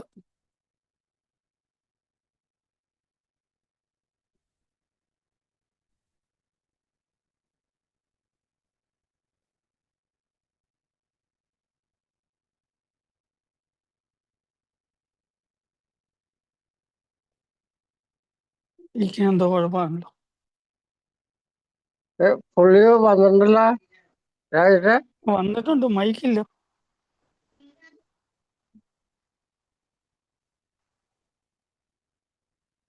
ഞാനൊന്ന് വിളിക്കട്ടെ. പറഞ്ഞു വന്നത് പ്രകൃതിയിൽ നോക്കിയാൽ മതി എന്ന്. കൂട്ടമായിട്ട് നിൽക്കുമ്പോൾ അവരുടെ നേട്ടങ്ങൾ അത് ശത്രുവിൽ നിന്ന് രക്ഷപ്പെടുന്നതായിക്കോട്ടെ, ആഹാരം തേടുന്നതായിക്കോട്ടെ, രണ്ടായാലും അവരുടെ കൂട്ടായ്മയുടെ ബലം തന്നെയാണ്. കൂട്ടായ്മ ഏകമനസ്സോടെ പ്രവർത്തിക്കുന്നത് കൊണ്ടാണ്, വേറെ സംശയമൊന്നുമില്ല. അപ്പൊ ഏകമനസ്സോടെ പ്രവർത്തിക്കുകയാണെങ്കിൽ നമ്മൾക്ക് എന്തിനേയും നേടിയെടുക്കാൻ കഴിയും എന്നുള്ളതിന്റെ ഏറ്റവും വലിയ ഉദാഹരണങ്ങളാണ് നമുക്ക് പ്രകൃതിയിൽ നിന്ന് കാണുന്നത്. മനുഷ്യൻ തീർച്ചയായിട്ടും അങ്ങനെ തന്നെ ആയിരിക്കുമല്ലോ പഠിച്ചെടുത്ത്. നമ്മൾ ഇത്രയും കാലമുള്ള നമ്മുടെ പുരോഗതികളൊക്കെ നേടിയത് അങ്ങനെയല്ലേ, അല്ലാണ്ട് പറ്റുമോ? നമ്മൾക്കിപ്പോ ആർക്കായി ഈ പറഞ്ഞ പോലെ ഒരു കൂട്ടായ്മ ഇല്ലാണ്ട് ഇവിടെ ജീവിക്കാൻ പറ്റുന്ന? മനുഷ്യന് പ്രത്യേകിച്ച് പറ്റില്ല. മറ്റേത് ജീവജാലങ്ങൾക്ക് നോക്കുകയാണെങ്കിൽ അവരെ ഒരുപാട് എങ്ങനെയൊക്കെ വിജയിക്കും. മനുഷ്യനെ കൊണ്ട് തീർത്തും ഒരിക്കലും പറ്റില്ല ഒരു മനുഷ്യക്കുട്ടിക്ക് മറ്റൊരാളുടെ സഹായം ഇല്ലാതെ ഒരു ദിവസം പോലും ജീവിച്ചു പോകാൻ പറ്റില്ല. കാരണം അത്രയും നിസ്സഹായ അവസ്ഥയിലുള്ള ഒരു കുഞ്ഞാ മനുഷ്യന്റെ കുഞ്ഞ് ജനിക്കുമ്പോൾ. അപ്പൊ അവിടെ തൊട്ടേ നമ്മൾ എല്ലാവരും കൂടെ കൂടിയിട്ടാണ് അതിനെ വളർത്തിയെടുക്കുന്നതും അത് വളർന്ന് വലുതാകുന്നതും തൊട്ട്. അപ്പൊ നമ്മൾ തീർച്ചയായിട്ടും ആ ഒരു സംഘത്തിന്റെ ഭാഗമായിക്കൊണ്ട് നിന്നുകൊണ്ടാണ് നമ്മൾ ഇത്തരം കാര്യങ്ങളൊക്കെ നമ്മൾ നേടിയെടുത്ത് ഇന്നും നമ്മൾ എല്ലാ കാര്യങ്ങളും നേടുന്നു. അല്ലാണ്ട് ഒന്നുമില്ല. ഇപ്പൊ ഈ ഇരിക്കുന്ന നമ്മൾ കുറെ ആൾക്കാരുണ്ട്. നമുക്കിപ്പം ഒന്ന് ലോകത്തിന്റെ ബാക്കിയുള്ള ആൾക്കാരെല്ലാരും മരിച്ചുപോയി, നമ്മൾ മാത്രം ജീവിച്ചുകൊണ്ടിരുന്ന നമ്മൾ ഒരു 2 മാസം കഴിയുമ്പോൾ എന്തെടുത്ത് കൊടുക്കും? നമ്മൾ ആർക്കാ അറിയാവുന്ന നൂല് നൂൽക്കാൻ? നമുക്ക് ആർക്കാ അറിയാവുന്ന നെയ്യാൻ? നമുക്ക് ആർക്കാ അറിയാവുന്ന ഒരു മുട്ടുസൂചി ഉണ്ടാക്കാൻ? അങ്ങനെ നോക്കിയാൽ നമുക്ക് ഇതൊന്നും ഉണ്ടാക്കാൻ അറിയത്തില്ല. പിന്നെ എങ്ങനെയാ നമ്മൾ ജീവിക്കുക? അപ്പൊ മറ്റൊരു സംഘത്തിന്റെ ബലമില്ലാതെ നമ്മൾക്ക് ജീവിക്കാൻ തീർത്തും പറ്റാത്തൊരു ജീവി തന്നെയാണ് മനുഷ്യര്. അതുകൊണ്ട് തന്നെയാണ് നമുക്കൊരു സംഘത്തിന്റെ ആവശ്യം വേണ്ടത്. അത് എഐക്ക് മാത്രമല്ല, എപ്പോഴും അങ്ങനെയാണ്. മനുഷ്യന്റെ നിലനിൽപ്പ് തന്നെ ആ സംഘത്തുമായിട്ട് നിന്നിട്ടുള്ളത് തന്നെയാണ്, അല്ലാണ്ട് വേറൊന്നും അല്ല. മനുഷ്യന്റെ നിലനിൽപ്പ് അങ്ങനെ തന്നെ. നമ്മളെല്ലാ നേട്ടങ്ങളും വിജയങ്ങളും ഒക്കെ ഉണ്ടാക്കിയതും ഒക്കെ ഈ സംഘമായിട്ടുള്ള പ്രവർത്തനങ്ങൾ കൊണ്ട്. ഇന്നും അങ്ങനെ തന്നെയാണ് നമ്മൾ ചെയ്യുന്നത്. ഒരു ഭിത്തി പണിയണമെങ്കിൽ കല്ല് വെട്ടുന്നവൻ വേണം, അത് എടുത്തു കൊടുക്കുന്നവൻ വേണം, സിമെന്റ് കൂട്ടുന്നവൻ വേണം, അത് പണിയുന്നവൻ വേണം എന്ന് തുടങ്ങി എത്ര പേര് കൂടിയുമ്പോഴാണ് ഒരു ഭിത്തിയിൽ ഒരു 2 കല്ലുകൾ വന്ന് വെക്കുന്നത്, അല്ലെങ്കിൽ അതിനൊരു ഉയരം വരുന്നത്. ഒറ്റയ്ക്ക് ഒരാളെ കൊണ്ട് അത് ചെയ്യാൻ പറ്റില്ലല്ലോ. പക്ഷെ അവിടെയും ഈ പറഞ്ഞതുപോലെ കൃത്യമായ രീതിയിലുള്ള ഒരു പ്ലാനിങ്ങും പദ്ധതിയും ഒക്കെ ഉണ്ടാകണം. അവിടെയാണ് ആ സംഘമായി നിൽക്കുമ്പോൾ നമ്മൾ വിജയിക്കുന്നത്. ഈ ഒരു കാര്യമാണ് നമ്മൾ എപ്പോഴും നമുക്ക് ഓർക്കാനുള്ളത്. അപ്പം നമ്മൾ ഇതിന്റെ 8ാമത്തെ പാരമ്പര്യത്തിന്റെ ആത്മീയ സ്പിരിച്വൽ പ്രിൻസിപ്പിൾ എന്ന് പറയുന്ന ആ ഫെലോഷിപ്പിനെ എത്ര ശക്തമായി നിലനിർത്താൻ കഴിയുന്നുണ്ടോ നമുക്ക്? എവിടെയൊക്കെ കൂട്ടായ്മ വരുമ്പോഴത്തെ മാത്രമല്ല, നമുക്ക് എല്ലാ സ്ഥലങ്ങളിലും അത് നടപ്പിലാക്കാൻ പറ്റുന്നുണ്ടോ എന്നുള്ളതാ കാര്യം. എല്ലാ സ്ഥലത്തും, നമ്മൾ ജോലി ചെയ്യുന്ന സ്ഥലത്ത്, നമ്മളുടെ വീട്ടില്, നമ്മളുടെ അയൽവക്കത്ത്, നമ്മുടെ യാത്രയില് ഇല്ലേ, ഒരു യാത്രയിൽ ഒരു ബസ്സിൻ്റെ അകത്ത് തിക്കി തിരക്കി നിൽക്കുന്നവര് അവര് തമ്മിൽ കലഹം ഉണ്ടായി കഴിഞ്ഞാൽ ആ യാത്ര എത്രമാത്രം ദുഷ്കരമായിരിക്കും. നമ്മളതൊരു ശാപമായിട്ട് കണക്കല്ലോ. മേലാൽ ഈ ബസ്സിൻ്റെ അകത്ത് കയറുകയല്ല, അല്ലെങ്കിൽ ഈ ട്രെയിനിൻ്റെ അകത്ത് കയറുകയല്ല എന്ന് പറയല്ലേ. വണ്ടി അന്നും ഇന്നും ഒക്കെ ഒരേപോലെ ഓടും. ഓടിച്ചവന്റെയോ ഒന്നുമല്ല, വണ്ടിയുടെ കുഴപ്പം കൊണ്ടല്ല, അതിന്റെ അകത്തിരുന്ന ആൾക്കാരുടെ സംസ്കാരശൂന്യമായ പെരുമാറ്റം കൊണ്ടാണ് ഓരോരുത്തരുടെയും ആ യാത്ര വലിയ ബുദ്ധിമുട്ടിൽ പോയി കലാശിച്ചത്. എത്രയോ പ്രാവശ്യം അങ്ങനെ തുടങ്ങിയിട്ടില്ലേ? അടുത്തിരിക്കുന്ന സീറ്റിലിരിക്കുന്ന ആളും ഒന്നും വേണ്ട, ബസ്സിലൊക്കെ ഇരിക്കുമ്പോൾ എത്രയോ പ്രാവശ്യം മുമ്പിലിരിക്കുന്ന സ്ത്രീകള് പലപ്പോഴും വെച്ചാൽ അലക്ഷ്യമായിട്ട് അവരെ മുടിയിട്ടുണ്ട്, അത് പറന്ന് പുറകിലിരിക്കുന്നവന്റെ മുഖത്തേക്ക് വീണാൽ നമുക്ക് എന്തോ ഒരു ബുദ്ധിമുട്ട്, എന്തോരോ തന്നെ. അപ്പം പുറകിലിരിക്കുന്ന ആളുടെ ബുദ്ധിമുട്ടിനെ കുറിച്ച് മുമ്പിലിരിക്കുന്ന ആൾക്ക് അറിയത്തില്ലാഞ്ഞിട്ടല്ലേ. അവിടെ തന്നെയല്ലേ ആ കൂട്ടായ്മയിൽ ഈ കാര്യം തന്നെയാണ് നമ്മൾ നോക്കേണ്ടത്. നമുക്കൊരു യാത്രയിൽ എന്താ അപ്പൊ കൂട്ടായ്മ എന്ന് വിചാരിക്കാം, പക്ഷെ യാത്രയിലും ഉണ്ട് കൂട്ടായ്മ, എല്ലാ സ്ഥലങ്ങളിലും ഉണ്ട് ഈ കൂട്ടായ്മ. അപ്പൊ അതിന്റെ ഏറ്റവും വലിയ ഗുണഫലം നമ്മൾ പ്രതീക്ഷിക്കേണ്ടതും അതിനുവേണ്ടി നമ്മൾ പരിശ്രമിക്കേണ്ടതും നമ്മുടെ വീട്ടിൽ തന്നെയാണ്. നമ്മുടെ വീട്ടിൽ നമുക്ക് എത്രമാത്രം അത് ചെയ്യാൻ പറ്റുന്നുണ്ട്, എത്രമാത്രം ചെയ്യാൻ പറ്റും നമുക്ക് തന്നെ, വേറെ എങ്ങോട്ടും പോകണ്ട. നമുക്ക് നമ്മളോട് തന്നെ ചോദിച്ചാൽ മതി, ഈ കൂട്ടായ്മ കൊണ്ട് നമുക്ക് നമ്മുടെ പ്രശ്നങ്ങളെ അതിജീവിക്കാൻ, തരണം ചെയ്യാൻ നമുക്ക് കഴിയുന്നുണ്ടോ, അതോ നമ്മളുടെ പ്രശ്നങ്ങൾ കൂടുതൽ സങ്കീർണമാകുകയാണോ ചെയ്തത്, മറ്റുള്ളവരുടെ ജീവിതം ദുഷ്കരമായി തീരുന്നതിന് നമ്മളുടെ ഈ പറഞ്ഞ സ്വഭാവ പ്രത്യേകതകൾ കാരണമാകുന്നുണ്ടോ എന്ന് നമ്മൾ ചോദിച്ചു നോക്ക്. കുടുംബത്തിലുള്ള പ്രശ്നങ്ങൾ തരണം ചെയ്യാൻ നമ്മൾ എന്തൊക്കെ ചെയ്യുന്നുണ്ട്? അവിടെ ഒരു കൂട്ടായ്മയുടെ ഗുണം കൊണ്ട് നമ്മൾക്ക് ആ ഒരു പ്രശ്നത്തെ അതിജീവിക്കാൻ കഴിയുന്നുണ്ടോ? പ്രശ്നങ്ങളെ ചർച്ച ചെയ്യാറുണ്ടോ വീട്ടില്? മറ്റുള്ളവരായിട്ട് ചർച്ച ചെയ്യണല്ലോ, ഇതിനെന്ത് പരിഹാരം ഉണ്ടാക്കണം എന്നുള്ളത്. മറ്റുള്ളവരുടെ പരിഹാരം ചോദിക്കാറുണ്ടോ? ഇതിപ്പോ അവരോട് എന്താ ചോദിക്കുന്നതെന്ന് വേണമെങ്കിൽ പറയാം. അങ്ങനെ നമുക്കൊരാണെങ്കിൽ ഒരു ന്യായം കണ്ടെത്തി, ഇതിനൊക്കെ ഇപ്പൊ അവരോടൊക്കെ ചോദിച്ചു വെക്കേണ്ട, പറയേണ്ട കാര്യമുണ്ടോ? അതങ്ങ് ചെയ്താൽ പോരെയെന്ന്. പക്ഷേ ആ ചെയ്തത് പലപ്പോഴും തെറ്റായി പോകുമ്പോൾ ചോദിക്കാറുണ്ടല്ലോ, അല്ലെങ്കിൽ മറ്റുള്ളവർ നമ്മളോട് ചോദ്യം ചെയ്യാറില്ല. ഇത്രയൊക്കെ ഉണ്ടാക്കി ഇതുപോലൊക്കെ കാണിച്ചു കൂട്ടുന്നതിന് മുമ്പിൽ ഞങ്ങളോടൊരു വാക്ക് ചോദിക്കത്തില്ലായിരുന്നു എന്ന് അവർ ഇങ്ങോട്ട് ചോദിക്കാറില്ലേ?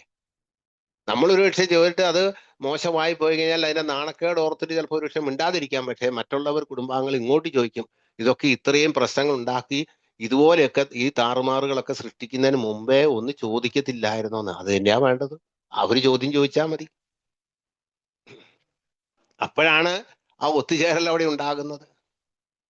പലപ്പോഴും ഇത്തരം ക്ലാസ്സുകളിലും മോട്ടിവേഷൻ ക്ലാസ്സുകളിലും ഒക്കെ എല്ലാവരും പറയുന്ന ഒരു കാര്യമാണല്ലോ, ഒരു നേരമെങ്കിലും നിങ്ങൾ ഒരുമിച്ച് ഭക്ഷണം കഴിക്കണമെന്ന് പറയുന്നത്.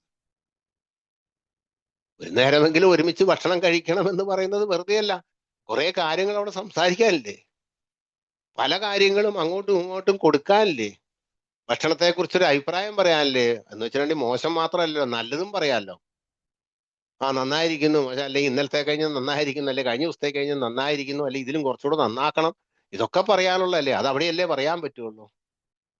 അല്ലെങ്കിൽ നമുക്ക് വേണ്ടപ്പെട്ട, ഇപ്പം പ്രത്യേകിച്ചും മക്കൾക്കോ അങ്ങനെയുള്ള കൊച്ചുമക്കൾക്കോ ഒക്കെ ഉണ്ടെങ്കിൽ അവർക്കൊരു കഷ്ണം എന്തെങ്കിലും പ്രത്യേകമായിട്ട് രുചികരമായിട്ടുള്ള വേണമെങ്കിൽ ഒന്ന് എടുത്തു കൊടുക്കുന്നതിനും അതൊക്കെ അതൊരു സന്തോഷമല്ലേ, ഒരു പങ്കുവെക്കലിന്റെ ഒരു ഭാഗമില്ലേ അവിടെ? ഒരു പങ്കുവെക്കലുണ്ട്, അതും വളരെ പ്രധാനപ്പെട്ട കാര്യമാണ്.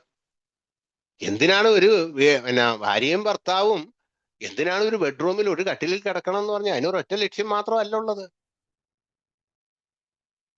അവർക്ക് ഒരുപാട് കാര്യങ്ങളുണ്ട്. ഇപ്പം എല്ലാവരും പറഞ്ഞ് ഒരു കട്ടിലിൽ കിടക്കുക എന്നുകൊണ്ട് ഒരു ശാരീരിക ബന്ധം എന്ന് മാത്രമല്ല, അതൊക്കെ 100 കൂട്ടം കാര്യങ്ങളിൽ ഒരെണ്ണം മാത്രമേ ആവുന്നുള്ളൂ. എന്തെല്ലാം കാര്യങ്ങൾ അവർക്ക് പറയാനുണ്ട്. അവരുടെ ബിസിനസിനെ കുറിച്ച് പറയാനുണ്ട്, വീടിന്റെ നടത്തിപ്പിനെ കുറിച്ച് പറയാനുണ്ട്, അവരുടെ സാമ്പത്തിക സ്ഥിതിയെ കുറിച്ച് പറയാനുണ്ട്, അവരുടെ മക്കളെ കുറിച്ച് പറയാനുണ്ട്. ഇങ്ങനെ പറഞ്ഞ പല കാര്യങ്ങളും ചർച്ച ചെയ്യാൻ വേണ്ടിയിട്ടുള്ളൊരു സ്ഥലമാണത്. അവിടെ ഈ ശാരീരിക ബന്ധത്തിന് ഒരുപാട് അമിതമായ പ്രാധാന്യമൊന്നുമില്ല. അത് ഈ പറഞ്ഞത് പ്രായത്തിൽ മുന്നോട്ട് പോകും തോറും നമ്മൾക്കുള്ള ഈ പറഞ്ഞ കാര്യങ്ങളിലൊക്കെ നമുക്ക് ഒരുപാട് കാര്യങ്ങൾ ചർച്ച ചെയ്യാനുള്ളൊരു കാര്യമാണ്. അപ്പൊ അവിടെയൊക്കെയാണ് ഒരു മദ്യാസക്തൻ ഇതൊക്കെ നഷ്ടപ്പെട്ടു പോകുന്നത്. ഈ പറഞ്ഞ കാര്യങ്ങളെല്ലാം നഷ്ടപ്പെട്ടു പോവുക. ആ കൂട്ടത്തില് ബെഡ്റൂമിലാണെങ്കിൽ ശാരീരിക ബന്ധവും നഷ്ടപ്പെട്ടു പോകും, ഡൈനിങ് ടേബിളിലാണെങ്കിൽ തീർത്തും നഷ്ടപ്പെട്ടു പോകും. അയാൾ ഭക്ഷണം കഴിക്കാൻ വരികയാണെങ്കിൽ മിക്കവാറും എല്ലാവരും അതിന് മുമ്പിൽ എണീറ്റ് പോകും, അല്ലെങ്കിൽ അയാൾ വരുന്നതിന് മുമ്പിൽ അയാൾ ഒരു ഭക്ഷണം കഴിച്ചിട്ടുണ്ടെങ്കിൽ എന്ത് പറയാനാ, എന്ത് കാണിക്കാനാ? ഇതിനകത്ത് പ്ലേറ്റിൻ്റെ അകത്ത് മൂക്കും കുത്തിയിരുന്ന് കാണിക്കുന്ന ഈ കോപ്രായങ്ങൾ കാണാൻ വേണ്ടി അതിനോട് അവർക്കുണ്ടാകുന്ന അസഹിഷ്ണുതയും വെറുപ്പും ഒക്കെ അവരുടെ മനസ്സിൽ കൂടുതലാകാനല്ലാണ്ട് വേറെ എന്ത് ഗുണമാണ് കിട്ടുന്നത്? അപ്പൊ അതുകൊണ്ട് ഗുണമല്ല കിട്ടുന്നത്. അപ്പൊ ഇവിടെയൊക്കെയുണ്ട് ഈ കൂട്ടായ്മ നമ്മൾ വീട്ടിൽ എത്രമാത്രം ചെയ്യാൻ പറ്റും എന്നുള്ളത്. നമ്മളുടെ ഇല്ലായ്മയും നമുക്ക് ഒരുമിച്ച് നിന്ന് നേരിടേണ്ടതല്ലേ? അങ്ങനെയാണല്ലോ. അല്ലാണ്ട് എല്ലാവർക്കും പണവും മറ്റു കാര്യങ്ങളും എല്ലാം ഒരുമിച്ച് ധാരാളമായി അത് ആവശ്യത്തിലേറെ കവിഞ്ഞു കിടക്കുന്ന ആൾക്കാരൊന്നും അല്ലല്ലോ. ആ ഇല്ലായ്മയെ നമുക്ക് ഒരുമിച്ച് നിന്നാൽ നമുക്ക് അതിനെ നേരിടാൻ പറ്റുന്നല്ലേ. നേരത്തെ പറഞ്ഞ മൃഗങ്ങളെ പോലെ അവര് ശത്രുക്കളെ നേരിടുന്നത് എങ്ങനെയെന്ന് വെച്ചാൽ അതുപോലെ തന്നെയല്ലേ നമ്മളുടെ ഇല്ലായ്മയും നമ്മളുടെ കുറവിനെയും നമ്മുടെ പാകപ്പിഴകളെയും നമ്മുടെ ബുദ്ധിമുട്ടുകളെയും സങ്കടങ്ങളെയും ഒക്കെ നമുക്ക് ഇതേപോലെ ഒരുമിച്ച് നിന്ന് നേരിടാം. ഒരുമിച്ച് നിൽക്കാതിരിക്കുന്നവരാണ് ഒറ്റയ്ക്ക് ഇത് സഹിക്കാൻ പറ്റാതെ ബുദ്ധിമുട്ടുന്നവര്, ആരോടും പറയാൻ പറ്റാതെ ബുദ്ധിമുട്ടുന്നവര്, ആരുമായി പങ്കുവെച്ചു കൊടുക്കാൻ പറ്റാതിരിക്കുന്നവര്. അവർക്കാണ് ഈ ബുദ്ധിമുട്ടുണ്ടാകുന്നത്. ഇന്ന് വരെയും പണമില്ല എന്ന് പറഞ്ഞതിന്റെ പേരില് ഒരു ഭാര്യയും പിണങ്ങിപ്പോയിട്ടുണ്ട്. പണമില്ല എന്ന് പറഞ്ഞാൽ ന്യായമല്ലാതെ കള്ളു കുടിച്ച് പൈസ ഇല്ലാഞ്ഞിട്ട് പിറ്റേ ദിവസം ഇല്ലാന്ന് പറഞ്ഞാൽ സമ്മതിക്കല്ല, അല്ലെങ്കിൽ മറ്റേതെങ്കിലും തരത്തിൽ കൂടെ ദൂർത്തടിച്ച് പണം കളഞ്ഞിട്ടോ പറഞ്ഞിട്ടുണ്ടെങ്കിൽ ചിലപ്പോൾ അവർ വഴക്ക് പറയും. അല്ലാതെ ശരിയായ രീതിയിൽ അധ്വാനിച്ചല്ലേ, നല്ല രീതിയിൽ കൃഷി ചെയ്തു, കൃഷി പിഴച്ചു പോയി, കാലാവസ്ഥയുടെ തകരാറിന് കൃഷി പിഴച്ചു പോയി, ഏതെങ്കിലും ഭാര്യ പിണങ്ങി പോയിട്ടുണ്ടോ? ഇല്ല. നമ്മുടെ ആരുടെ അറിവിൽ അങ്ങനെ ഇല്ല. അതിന്റെ പേരിൽ പിണങ്ങി പോയിട്ടില്ല, അതിന്റെ പേരിൽ വീട്ടിൽ കലഹമുണ്ടായിട്ടില്ല, അതിന്റെ പേരില് മക്കൾ ഒരിക്കലും മാതാപിതാക്കളെ വഴി പറഞ്ഞിട്ടില്ല. അവരൊക്കെ പറഞ്ഞിട്ടുണ്ട്, അച്ഛനും അമ്മയും ഒരുപാട് കഷ്ടപ്പെട്ടു, പക്ഷെ എന്ത് ചെയ്യാനാ, വേനൽ ചതിച്ചു, അല്ലെ മഴ ചതിച്ചു, അല്ലെ കാറ്റ് ചതിച്ചു, എന്ത് ചെയ്യും എന്നല്ലാണ്ട് ആരും കൂടത്തിൽ കൂടാതെ ഇരുന്നിട്ടില്ല. പക്ഷെ അവിടെയൊക്കെ പറയണം. ഈ വിവരങ്ങളെല്ലാം കുടുംബാംഗങ്ങൾ തമ്മിൽ അറിഞ്ഞില്ലെങ്കിൽ എല്ലാ കാര്യങ്ങളും പറയാൻ എത്രമാത്രം പറയുന്നോ അതിനനുസരിച്ച് ഗുണമേ ഉണ്ടാവുള്ളൂ. എന്താ പറഞ്ഞാൽ എന്താണ്, എന്തിനാ നമ്മൾ രഹസ്യങ്ങൾ കൊണ്ടു നടക്കുന്നത്? കൂട്ടായ്മ ഉണ്ടാകുമ്പോൾ രഹസ്യങ്ങളുടെ എണ്ണം കുറയും. മറ്റൊരാളുമായി പങ്കുവെക്കുമ്പോൾ തന്നെ മറ്റത് രഹസ്യങ്ങൾ സൂക്ഷിക്കാനാണ് നമുക്ക് ഏറ്റവും കൂടുതൽ ബുദ്ധിമുട്ട്. കൂട്ടായ്മയിലാകുമ്പോൾ ആ പ്രശ്നമില്ല. നാം പറഞ്ഞ കൂട്ടായ്മ മീറ്റിങ്ങിൽ പോയിട്ട് നമ്മുടെ എല്ലാ കാര്യം വിളിച്ചു പറഞ്ഞതിനെ കുറിച്ച്, നമ്മുടെ വീട്ടിലുണ്ടാകേണ്ട കൂട്ടായ്മയെ കുറിച്ചാണ് പറഞ്ഞത്. അവിടെ നമ്മളുടെ എല്ലാ കാര്യങ്ങളും പറയണം. പറയാൻ പറ്റുന്നുണ്ടോ? അവിടെ പറയാൻ പറ്റാത്ത കാര്യങ്ങൾ ഉണ്ടെങ്കിൽ എന്താ പ്രശ്നം? അത് നമ്മളെ ബുദ്ധിമുട്ടുകളിൽ പറയാൻ പറ്റാത്ത കാര്യങ്ങളിലേക്ക് നമ്മൾ പോകാതിരിക്കണം എന്നല്ലേ എൻ്റെ അർത്ഥം. മറ്റൊരാളോട് പങ്കുവെക്കാൻ പറ്റാത്ത കാര്യങ്ങൾ, അല്ലെങ്കിൽ സ്വന്തം കുടുംബാംഗങ്ങളോട് പങ്കുവെക്കാൻ പറ്റാത്ത കാര്യങ്ങൾ നമ്മൾ ചെയ്യാതിരിക്കണമല്ലോ. നമ്മളത് തെറ്റായതുകൊണ്ടല്ലേ, നമ്മൾക്ക് തന്നെ അതിന്റെ ബോധ്യമുണ്ടല്ലോ അത് തെറ്റാണ് എന്ന്. അതുകൊണ്ടാണല്ലോ നമുക്ക് പറയാൻ ബുദ്ധിമുട്ട്.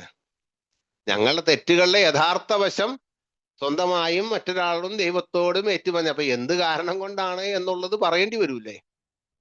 സാമ്പത്തിക നഷ്ടം ഉണ്ടായത് എന്തുകൊണ്ടാണെന്ന്, ഇപ്പം കാലാവസ്ഥ നശിച്ചുകൊണ്ട് കൃഷി നശിച്ചു എന്ന് വേണമെങ്കിൽ പറയാം.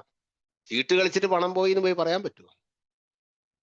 അല്ലേ ലോട്ടറി എടുത്ത്, അതൊരു വേറെ ചീട്ട് കളി. ലോട്ടറി എടുത്ത് അങ്ങനെ കുടിക്കാൻ ഇഷ്ടംമാരുണ്ട്, അല്ലാണ്ട് ഒന്നും രണ്ടും അല്ല, നൂറുകണക്കിന് അല്ലേ അതുപോലെ ആയിരക്കണക്കിന് ഉറുപ്പിയുടെ ലോട്ടറി എടുത്ത് മുടിഞ്ഞ ആൾക്കാരെ എനിക്കറിയാം. ഉള്ള ജോലി രാജിവെച്ച്, ഭാര്യയുടെ ജോലി രാജിവെപ്പിച്ച്, സ്വന്തം വീടും കിടപ്പാടവും ഒക്കെ വിറ്റ് തൊലച്ച് ഒന്നുമില്ലാത്തവനായി കിടക്കുന്ന ലോട്ടറി എടുത്ത വീരനെയോ എനിക്കറിയാം. എന്താണ്, അതൊരു വേറെ തരത്തിലൊരു മനോരോഗമായിട്ട് അയാൾ പിന്നെ വന്നുപോയി, അതുകൊണ്ടാത്, അല്ലാണ്ടൊന്നും അല്ല. അപ്പം നമുക്ക് പുറത്തു പറയാൻ പറ്റാത്ത തരത്തിലുള്ള വീഴ്ചകൾ വരുമ്പോഴാണ് നമ്മളത് രഹസ്യമായി സൂക്ഷിക്കുന്നത്. അപ്പം രഹസ്യങ്ങൾ സൂക്ഷിക്കുന്നത് എന്നും അപകടകരമാണ്. അപ്പൊ അതുകൊണ്ട് പുറത്തു പറയാൻ പറ്റുന്ന കാര്യങ്ങൾ ചെയ്താൽ മതിയല്ലോ. അപ്പൊ എന്താ വെച്ചാൽ നമുക്ക് കുറ്റബോധം ഉണ്ടാകുകയില്ല, നമുക്കിത് പറയാതിരുന്ന് വിങ്ങിപ്പൊട്ടുന്ന പ്രശ്നം ഉണ്ടാകുകയില്ല. നമ്മളുടെ മനസ്സെപ്പോഴും, നമ്മളെ മനസ്സിന്റെ ആ പ്രശ്നങ്ങളൊക്കെ നമ്മുടെ ശരീരത്തെയും നമ്മുടെ ആരോഗ്യത്തെയും ഒക്കെ ബാധിക്കുന്നുണ്ട്. അപ്പൊ ഈ കൂട്ടായ്മയിൽ ആയിരിക്കുക എന്ന് പറഞ്ഞ്, ഈ കൂട്ടായ്മ ഏയിൽ ആയിരിക്കുക എന്ന് പറഞ്ഞിട്ടുണ്ടെങ്കിൽ നമ്മുടെ വീട്ടിൽ അത് വർക്ക് ചെയ്യണം. ഏയുടെ എല്ലാ തത്വങ്ങളും വീട്ടിൽ വർക്ക് ചെയ്യേണ്ടതാണ്. നമ്മുടെ ജോലി സ്ഥലത്ത് അത് വർക്ക് ചെയ്യേണ്ടതാണ്, നമ്മുടെ യാത്രയിൽ വർക്ക് ചെയ്യേണ്ടതാണ്, നമ്മുടെ അയൽവക്കത്ത് വർക്ക് ചെയ്യേണ്ടതാണ്, നമ്മുടെ സമൂഹത്തിൽ വർക്ക് ചെയ്യേണ്ടതാണ് സാധനം. ഒരു കൂട്ടത്തിലായിരിക്കുക എന്നുണ്ടെങ്കിൽ ഞാൻ എൻ്റെ തത്വങ്ങളും എൻ്റെ ആശയങ്ങളും അവിടെ അടിച്ചേൽപ്പിക്കാൻ വേണ്ടി ശ്രമിക്കുക എന്നുള്ള അർത്ഥത്തിലല്ല. അങ്ങനെ അടിച്ചേൽപ്പിക്കാൻ വേണ്ടി വന്നിട്ടുണ്ടെങ്കിൽ തീർച്ചയായിട്ടും അതിനെതിരെയുള്ള പ്രതിരോധം ഉണ്ടാകും, അതിനെതിരെയുള്ള പ്രതിപ്രവർത്തനങ്ങളും ഉണ്ടാകും, തീർച്ചയായിട്ടും ഉണ്ടാകും. നമ്മൾ അതിനകത്ത് പരാജയപ്പെടുക തന്നെ ചെയ്യും, ഒരു സംശയമില്ലാത്തൊരു കാര്യമാണ്. അപ്പൊ അതുകൊണ്ട് ഇത്തരം കാര്യങ്ങളൊക്കെ എവിടെയൊക്കെ നമുക്ക് ചെയ്യാൻ പറ്റും, നമുക്കത് ആലോചിക്കാവുന്ന ഒരു കാര്യമേ ഉള്ളൂ. അപ്പൊ അതുകൊണ്ട് ഈ പറഞ്ഞ തുറന്നു പറച്ചിലുകൾ വേണ്ട ഒരു സ്ഥലമാണ് ഈ പറഞ്ഞ കൂട്ടായ്മ ഉള്ള സ്ഥലത്ത്. നല്ല കൂട്ടായ്മ, നല്ല ആരോഗ്യമുള്ള കൂട്ടായ്മ. മറ്റേത് ഒരുമിച്ച് താമസിച്ചുകൊണ്ടോ കുറച്ച് ആൾക്കാർ വട്ടം കൂടി ഇരുന്നത് കൊണ്ടോ അതൊരു കൂട്ടായ്മ എന്നുള്ള അർത്ഥത്തിൽ അതിനെ നമ്മൾക്ക് വിളിക്കാൻ കഴിയില്ല. അതിനെ നമുക്ക് വിളിക്കാൻ കഴിയില്ല. കുറച്ച് അതിനെ ഒരു ആൾക്കൂട്ടം എന്നല്ലാണ്ട് മറ്റൊന്നും നമുക്ക് വിളിക്കാൻ കഴിയില്ല. അപ്പൊ അത് ഈ കൂട്ടായ്മയിൽ നമുക്ക് ഈ സന്തോഷമോ മറ്റു കാര്യങ്ങളോ ഒന്നും ഉണ്ടാകാതെ പോകുന്നതിന് കാരണം എന്താണെന്ന് ആലോചിക്കാമല്ലോ. എന്തുകൊണ്ടാണ്? നമ്മൾ ഈ തുറന്നു പറച്ചിലുണ്ടോ? നമ്മളെ ജീവിക്കുന്ന സ്ഥലത്ത്, നമ്മളെ ജോലി സ്ഥലത്ത്, വീട്ടില് അതുപോലെയുള്ള നമ്മൾ ഒരുമിച്ച് നിൽക്കുന്ന സ്ഥലങ്ങളിലൊക്കെ നമ്മൾ തുറന്നു പറച്ചിലുകളുണ്ടോ? തുറന്നു പറച്ചിലുണ്ടെങ്കിൽ തീർച്ചയായിട്ടും തെറ്റ് കണ്ട കാര്യങ്ങളിൽ ഏറ്റുപറച്ചിലും ഒക്കെ വേണ്ടി വരുമല്ലോ. ഈ നന്മയിലേക്ക് നീങ്ങുന്നുണ്ടെങ്കിൽ തീർച്ചയായിട്ടും അതൊരു സന്തോഷകരമായ കാര്യം തന്നെയുള്ളൂ. അതൊരു ശീലമാക്കി കഴിഞ്ഞിട്ടുണ്ടെങ്കിൽ അതത്ര വലിയ ബുദ്ധിമുട്ടുള്ള കാര്യമൊന്നുമല്ല, അതത്ര എളുപ്പമല്ല. അപ്പം എല്ലാ കാര്യവും നമ്മൾ തുറന്നു പറയാ. നമ്മൾ ഈ പറഞ്ഞാല് നമ്മളുടെ കടുംപിടുത്തം അതിന് കാരണമാകുന്നുണ്ട്. നമ്മുടെ പിന്നെ കുടുംബത്തിൽ, നമ്മുടെ ജോലി സ്ഥലത്തും ഒക്കെ ഈ പ്രശ്നങ്ങൾ ഉണ്ടാകുന്നതിന്, അല്ലെങ്കിൽ ശക്തമായ ഒരു കൂട്ടായ്മയുടെ ആ ഒരു ബലം നമുക്ക് കിട്ടാതിരിക്കുന്നതിന്, നമ്മളെ മറ്റുള്ളവർ അംഗീകരിക്കാതിരിക്കോ നമുക്ക് വിരോധമായി തീരുകയോ ചെയ്യുന്നുണ്ടെങ്കിൽ അതിന് നമ്മളുടെ മുൻകോപം കാരണമാകുന്നുണ്ടോ എന്ന്. മുൻകോപം പ്രശ്നമാകുന്നുണ്ടെങ്കിൽ തീർച്ചയായിട്ടും അതിനെ മാറ്റേണ്ടതുണ്ട്. മറ്റംഗങ്ങളെ എങ്ങനെ പെരുമാറണമെന്ന് നമുക്ക് നിർബന്ധമുണ്ടോ? മറ്റംഗങ്ങള് എങ്ങനെയായിരിക്കണം എന്ന് വെച്ചിട്ടുണ്ടെങ്കിൽ അവർക്ക് അഭിപ്രായ സ്വാതന്ത്ര്യം ഇല്ലാന്ന് ചുരുക്കം. പലരും പറയുന്ന ആ ഒരു കാര്യമുണ്ട്, അങ്ങനെ പറഞ്ഞിട്ടല്ലേ ഞാൻ പറഞ്ഞു. എന്താ അവർക്ക് അങ്ങനെ പറയാൻ പറ്റുകയല്ലേ? എനിക്കിങ്ങനെ ചെയ്യാൻ പറ്റുമെങ്കിൽ അവർക്ക് അങ്ങനെ പറയാനും പറ്റുകയല്ലേ? അങ്ങനെയാണല്ലോ. എത്രയും പേരും ആൾക്കാർ കുടുംബത്തിൽ ഭാര്യയും മക്കളും ഭർത്താവിന്റെ ചൊൽപ്പടിക്ക് നിന്നോണം, അയാളുടെ ആജ്ഞകൾ അനുസരിക്കണം, അവർക്ക് മറ്റ് യാതൊരു അഭിപ്രായവുമില്ല, ഞാൻ പറയുന്നത് ശരിയാണ്, ഞാൻ പറയുന്നത് മാത്രമേ ശരിയുള്ളൂ എന്നുള്ള നിലപാടെടുക്കുന്നുണ്ടോ? തീർച്ചയായിട്ടും അവിടെ കൂട്ടായ്മ എന്ന് പറഞ്ഞല്ലോ, എല്ലാവരും കൂടെ കൂടി ഒരു മേൽക്കൂരയ്ക്ക് താഴെ താമസിക്കുന്നുള്ളൂ. അങ്ങനെ തന്നെയാ ഹോട്ടലിൽ റൂം എടുത്താലും താമസിക്കുന്നത്. ഹോട്ടലിൽ റൂം എടുത്ത് താമസിക്കുന്നവരെല്ലാം ഹോട്ടലിൽ ആ ഒരു കെട്ടിടത്ത് തന്നെയാണ് താമസിക്കുന്നത്. പക്ഷെ അവർ തമ്മിൽ എന്ത് ബന്ധമുള്ളത്? അവർ പിറ്റേ ദിവസം കൗണ്ടറിൽ കൊണ്ടുപോയി പൈസ അടച്ച്, റൂമിന്റെ പൈസ അടച്ച് അവരൊക്കെ പിരിഞ്ഞു പോയി. അല്ലെ റെസ്റ്റോറന്റിൽ ഭക്ഷണം കഴിക്കാൻ വന്നവരൊക്കെ അങ്ങനെയാ. അല്ലാണ്ട് അവരെല്ലാം കൂടെ ഒരുമിച്ചല്ലേ ഇപ്പോ അവിടെ ഉണ്ടെന്ന് എനിക്കൊണ്ട് അതുകൊണ്ട് കാര്യമില്ല. ഞാൻ എൻ്റെതായ അഭിപ്രായങ്ങൾ മാത്രമാണ് നടപ്പിലാക്കേണ്ടെന്നുള്ള ദുർവാശിയും കടുംപിടുത്തവും ഉണ്ടെങ്കിൽ തീർച്ചയായിട്ടും നമ്മുടെ വീട്ടില്, നമ്മുടെ ജോലി സ്ഥലത്ത് ഒക്കെ നമ്മൾക്ക് പ്രശ്നമായിരിക്കും. അവർക്ക് പ്രതികരിക്കാൻ പറ്റുന്നൊരു കാലം വരുമ്പോൾ അവർ പ്രതികരിക്കുകയും ചെയ്യും. ഒരുപാട് ആൾക്കാർ പറയുന്ന കണ്ട, അത് ഏയക്കാരും അല്ലാത്തവരൊക്കെ ഉണ്ട്. ഇപ്പൊ അമ്മയും മക്കളും ഒരു ഭാഗത്താണ്, ഞാൻ ഒറ്റപ്പെട്ടു എന്ന്, അല്ലെങ്കിൽ എന്നെ ഒറ്റപ്പെടുത്തി, ഞാൻ ഇത്രയും കാലം ചെയ്തൊക്കെ വെറുതെ. അയാൾ ഒരു പക്ഷേ നല്ലത് ചെയ്തിട്ടും ഉണ്ടാകാം, നല്ലതിൽ കൂടുതൽ അയാൾ മോശവും ചെയ്തിട്ടുണ്ടാകും. പക്ഷെ ഇത് അയാൾ നല്ലതാണോ ചെയ്തത് എന്നുള്ളത് മറ്റുള്ളവരെങ്ങനെയാ അറിയേണ്ടത്? അവരെ അറിയിച്ചിട്ടുണ്ടോ? നല്ലതാണ് ചിന്തിച്ചെന്നോ നല്ലതിനു വേണ്ടിയാണ് അയാൾ ഇത്തരം കാര്യങ്ങളൊക്കെ ചെയ്തതെന്നുള്ളത് മറ്റുള്ളവർക്ക് മനസ്സിലായോ? പിന്നെ അവരെന്ത് ചെയ്യും? അതുകൊണ്ടാ പറ്റിയത്. അദ്ദേഹം നല്ലത് ചെയ്യുന്നുണ്ടെങ്കിൽ ആ നല്ലതാ ചെയ്തതെന്ന് മറ്റുള്ളവർക്ക് മനസ്സിലാകും കൂടെ ചെയ്യേണ്ടിയിരുന്നു. അവരോട് ചോദിച്ചിട്ടില്ല, പറഞ്ഞിട്ടില്ല, അവരറിഞ്ഞിട്ടില്ല. അതുകൊണ്ടാണ് അത് പറ്റിയത്. പലപ്പോഴും അങ്ങനെയാണ് പറ്റുന്നത്. അപ്പൊ അതുകൊണ്ട് ഞാൻ ആഗ്രഹിക്കുന്നത് മാത്രമേ നിങ്ങൾ ചെയ്യാൻ പാടുള്ളൂ, എന്റെ ഇഷ്ടം മാത്രമേ അവിടെ നടപ്പിലാക്കാൻ പറ്റുള്ളൂ. ഇതൊക്കെ പണ്ട് കാലത്ത് എത്രയോ ഒരു നൂറ്റാണ്ടിന് മുമ്പിലുള്ള തറവാടുകളിലെ വല്യമ്മാവനോ അല്ലെ കാരണവരോ അവിടെ ഇരുന്നിട്ട് കൽപ്പിക്കുന്ന പോലെയാണ് അകത്തെ സ്ത്രീജനങ്ങളൊക്കെ. അവർക്ക് പേര് തന്നെ അന്തർജനങ്ങളായിരുന്നല്ലോ. അകത്ത് ഇരിക്കുന്നവരല്ലാണ്ട് പുറത്തേക്ക് ഇറങ്ങാൻ പാടില്ലാത്തവരെന്നുള്ള അർത്ഥത്തിലാണ്. അല്ലാണ്ട് ഏതെങ്കിലും സമുദായത്തെ മാത്രമുള്ളല്ല, വാക്കിനർത്ഥം അത്രയേ ഉള്ളൂ. അന്തർജനങ്ങൾ, അകത്തിരിക്കേണ്ടവർ പുറത്തേക്കില്ല. പുറത്ത് ആർക്കും വന്ന അഭിപ്രായം പറയാൻ യാതൊരു സ്വാതന്ത്ര്യവുമില്ല. ഈ പറഞ്ഞ പോലെ അവര് ഹോട്ടലിൽ താമസിക്കുന്നവരവിടെ താമസിക്കുന്നവിടെ അഭിപ്രായം അയക്കുമോ? അതുകൊണ്ട് തന്നെ അവിടെ ചിരിയോ കളിയോ ഒന്നുമില്ല, ഒന്നും വരുന്നില്ല. അപ്പൊ അതുകൊണ്ട് ഇത്തരം മുൻകോപവും എടുത്തുചാട്ടവും എന്താ നമ്മളുടെ മാത്രം ആഗ്രഹങ്ങൾ നടപ്പിലാക്കാനുമുള്ള ശ്രമങ്ങൾ നമ്മളെ ഒറ്റപ്പെടുത്തും. ഉറക്കെ പറഞ്ഞില്ലേലും നമ്മൾ മാനസികമായി അവർ നമ്മളെ ഒറ്റപ്പെടുത്തും. അവർ നമ്മളിൽ നിന്ന് അകന്നു പോകും, നമ്മൾ വേറെയായി പോകും. നമ്മൾക്ക് ഈ പറഞ്ഞ പോലെ ആ സമൂഹത്തിൽ ഒരുമിച്ച് നിന്ന് ജീവിക്കുന്നതിന്റെ സന്തോഷമോ മറ്റു കാര്യങ്ങളോ നമുക്ക് കിട്ടുകയില്ല. കുടുംബത്തിൽ നമുക്ക് കൂട്ടായ ആലോചന എന്ത് ചെയ്യണം എന്നുള്ളതിനെ കുറിച്ച് കൂട്ടായ ആലോചന നടക്കുന്നില്ല. അതുകൊണ്ട് തന്നെ ഒരിക്കലും എടുക്കുന്നില്ല. അപ്പം അതുകൊണ്ട് ആ കാരണം എന്താണെന്ന് നമ്മൾ ഇന്ന് ആലോചിക്കേണ്ടത്. എന്തുകൊണ്ടാണ് കൂട്ടായ ആലോചന നടക്കാത്തത്? പല കാരണം. അവർക്കൊന്ന് വിവരം വേണ്ടേ? വളരെ നിസ്സാരമായ കാരണം. ഈ പെണ്ണുങ്ങളോടൊക്കെ അഭിപ്രായം ചോദിച്ചിട്ട് വല്ല കാര്യമുണ്ടോ? പെണ്ണുങ്ങൾക്ക് അങ്ങനത്തെ കുഴപ്പമുള്ളവരൊന്നുമല്ല. പ്രകൃതി അങ്ങനെ പെണ്ണിനെ അങ്ങനെ മോശമായിട്ട് ചിന്തിച്ചിട്ടില്ല. പ്രകൃതി ഒരുപാട് കഴിവുകൾ സ്ത്രീക്കാണ് കൂടുതൽ കൊടുത്തേക്കുന്നത്. ആരോഗ്യം കൂടുതലുള്ള പിന്നെ പുരുഷനാണെന്ന് പറഞ്ഞാൽ എല്ലാ ഇനത്തിലും പെട്ട ജീവജാലങ്ങളിലും ഒക്കെ പുരുഷവർഗത്തിനാണ് വലുപ്പവും കൂടുതലും ആരോഗ്യം കൂടുതലുണ്ടെന്ന് പറഞ്ഞിട്ടുണ്ടെങ്കിൽ തന്നെയും പെണ്ണിനാണ് ആണിന്റെ അതേപോലെ തന്നെ തലച്ചോറും ബുദ്ധിയും കാര്യങ്ങളും. അവരതുപോലെ ഇടപഴകാതിരിക്കുന്നത് കൊണ്ടാണ് അവരെ നമ്മൾ മുഖ്യധാരയിലേക്ക് കാണാതിരിക്കുന്നത്. അല്ലെങ്കിൽ രാഷ്ട്രീയ പ്രവർത്തനത്തിനോ മറ്റു കാര്യങ്ങൾക്കോ ഒക്കെ അവരുടെ ശാരീരികമായ പ്രശ്നങ്ങളും മറ്റു കാര്യങ്ങളും അവർക്ക് തടസ്സമാകുന്നുണ്ട്. അതുകൊണ്ടാ, അല്ലാണ്ട് പെണ്ണിന് ബുദ്ധി ഇല്ലാഞ്ഞിട്ടൊന്നുമല്ല. അപ്പൊ അവരുടെ അഭിപ്രായം ചോദിച്ചാൽ നല്ല അഭിപ്രായങ്ങൾ അവരുടെ അടുത്തില്ലേ. കൂടുതൽ നല്ല കാര്യക്ഷമമായിട്ട് ആലോചിക്കാനും വളരെ പ്രാക്ടിക്കലായിട്ട് ചിന്തിക്കാനും കഴിയുന്ന ഒരു സ്ത്രീകളാണെന്നാ പറഞ്ഞത്. അവർക്കാണ് കൂടുതൽ നല്ല ഭാഷാശുദ്ധി ഉള്ളതും കൂടുതൽ നല്ല ഓർമ്മശക്തി ഉള്ളതും ഒക്കെ സ്ത്രീക്കാന്നാ പറയുന്നത്. പക്ഷെ നമ്മള് ആരോഗ്യം കൊണ്ട് അവരെ കീഴ്പ്പെടുത്തി വെച്ചേക്കുക.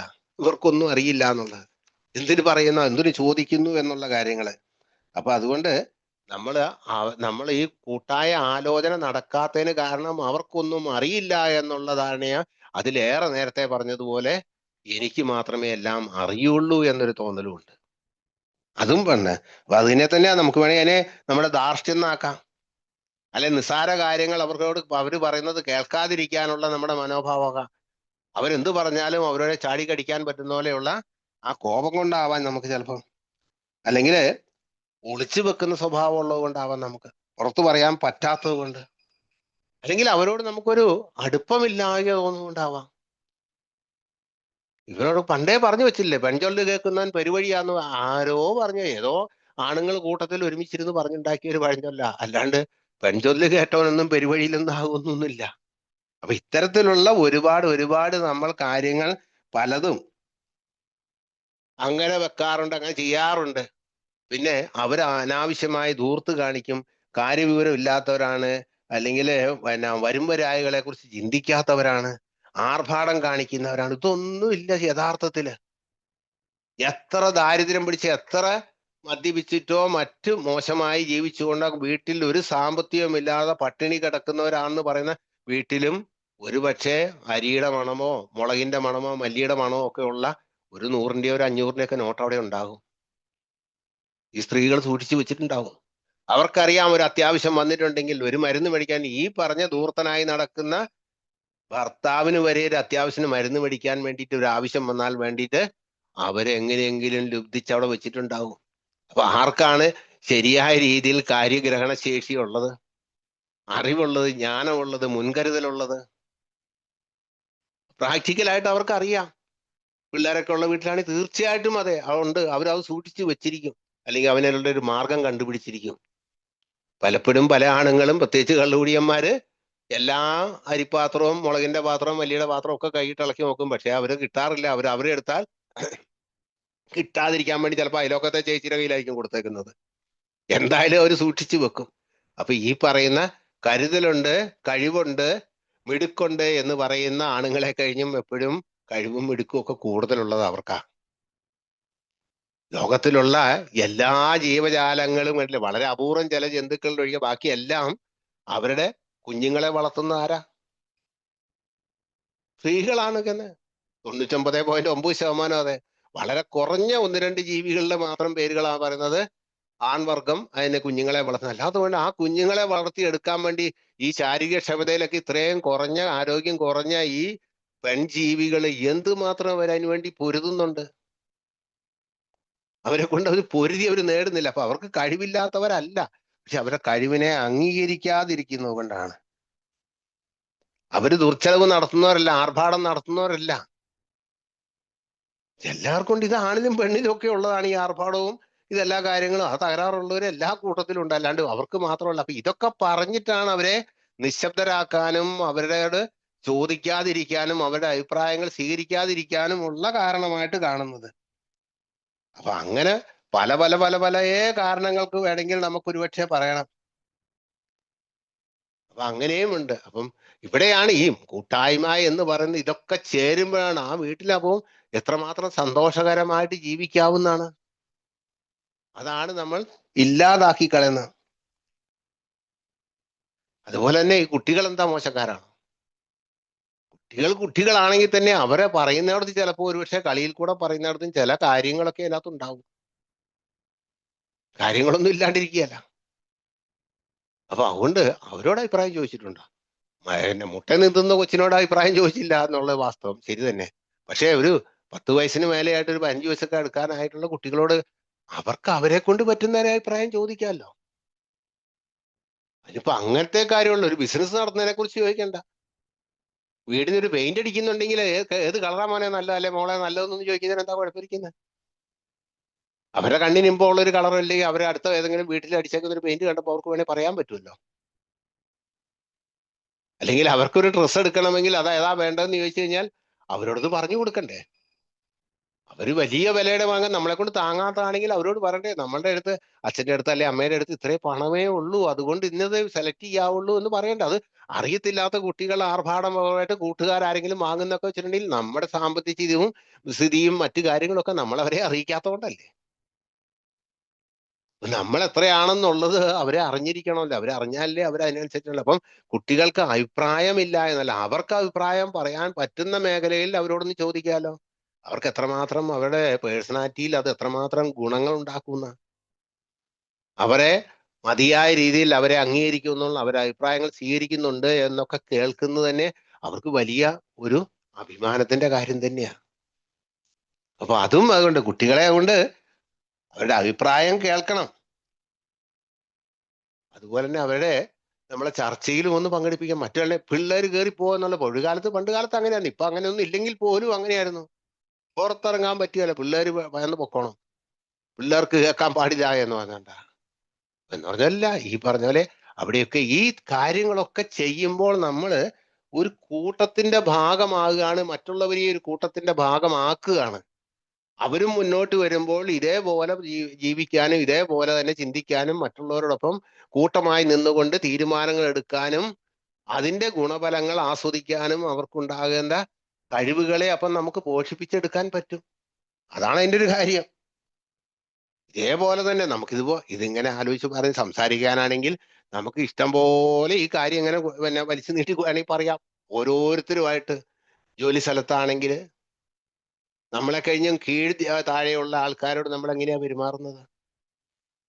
അവര് നമുക്ക് ചവിട്ടി അരയ്ക്കാൻ വേണ്ടിയുള്ള ആൾക്കാരാണെന്ന് തോന്നുന്നു. അവർക്ക് അവരുടേതായ രീതിയിൽ അവർ നമ്മളോടും ആ കൂട്ടത്തിലൊക്കെ ഏതോ സിനിമയിലൊക്കെ കോമഡിയിൽ കാണിക്കുന്നില്ലേ, ബോസിന് കൊണ്ട് ചായ കൊടുക്കും, ഒന്ന് വിരലിട്ട് ഇളക്കിയിട്ട് കൊണ്ടേ കൊടുക്കുക എന്ന് പറഞ്ഞാൽ. കാരണം അതൊക്കെ അയാളെ കൊണ്ട് പറ്റുള്ളൂ. അതുകൊണ്ടാ. കാരണം അയാളെ നേരാൻ വണ്ണം അവിടെ ജോലി ചെയ്യാനോ അല്ലെങ്കിൽ അവർക്കൊരു സ്വാതന്ത്ര്യം കൊടുക്കാനോ അവരോട് സ്നേഹാന്വേഷണം നടത്താനോ ഒന്നുമില്ലാത്ത മേലധികാരികളോട് അവരങ്ങനെ പെരുമാറുന്നുണ്ട്. ഇപ്പം അങ്ങനെ എല്ലാവരും ചെയ്യുന്നുണ്ടോ എന്നുള്ളതല്ല, അതൊക്കെ കോമഡി സീനിൽ കാണുന്നാന്ന് കൂട്ടിക്കോ. എങ്കിൽ പോലും അതിനും ഒരു സാധ്യതയില്ലേ?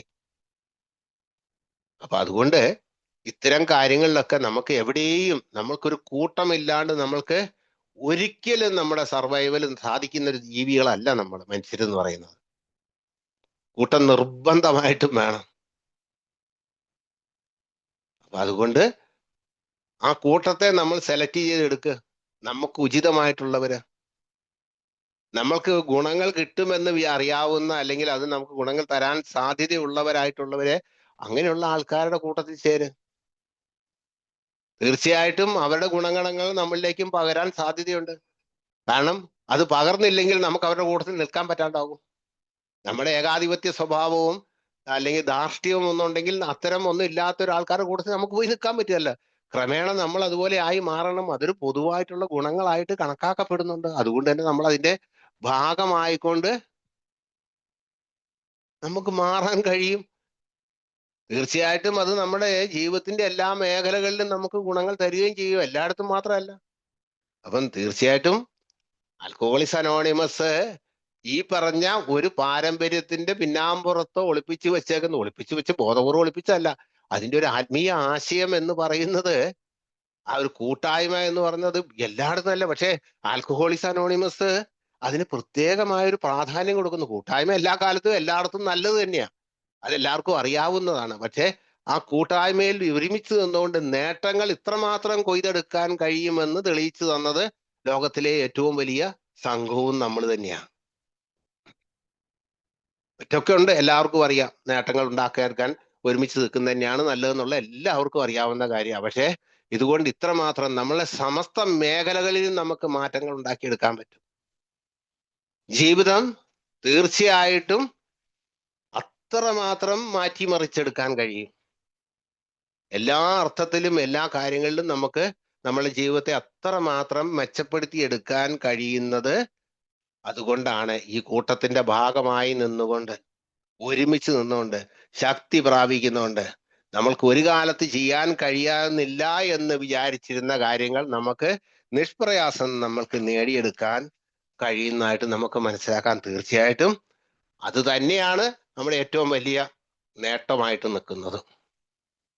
നമുക്ക് അതിനെക്കുറിച്ച് വളരെ ഗഹനമായി തന്നെ ആലോചിക്കാം. നമ്മളിൽ വരുന്ന പിഴവുകൾ നമുക്കൊരു സംഘത്തിന്റെ ഭാഗമായിരിക്കുന്നതിന് തടസ്സമായി നിൽക്കുന്ന നമ്മളുടെ സ്വഭാവത്തിലെ പ്രത്യേകതകളും മറ്റ് പ്രശ്നങ്ങളും ഒക്കെ നമുക്ക് അതിനെ ഒഴിവാക്കിക്കൊണ്ട് നന്നായി ജീവിക്കാൻ എന്ത് ചെയ്യാൻ പറ്റും എന്നുള്ളതിനെ കുറിച്ച് ആലോചിക്കാം.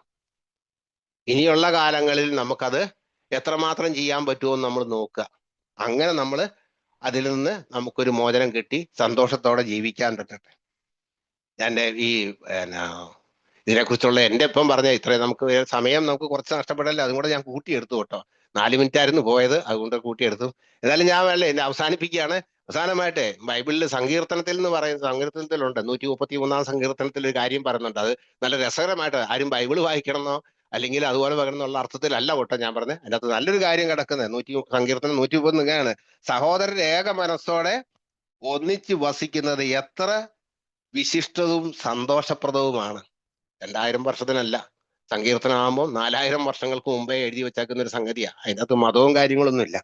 അതിനാകെ 3 വാക്യങ്ങളുള്ളൂ. ഞാൻ രണ്ടാമത്തേനകത്ത് മതപരമായ ചില കാര്യങ്ങൾ അതിനകത്ത് വേണ്ട, അദ്ദേഹത്തെ പേരുകളുണ്ട്, അത്രേ ഉള്ളൂ. അല്ലാണ്ട് മതമൊന്നും അതിനകത്തില്ല. അതുകൊണ്ട് ഞാൻ അതിന് പറയുന്നില്ല.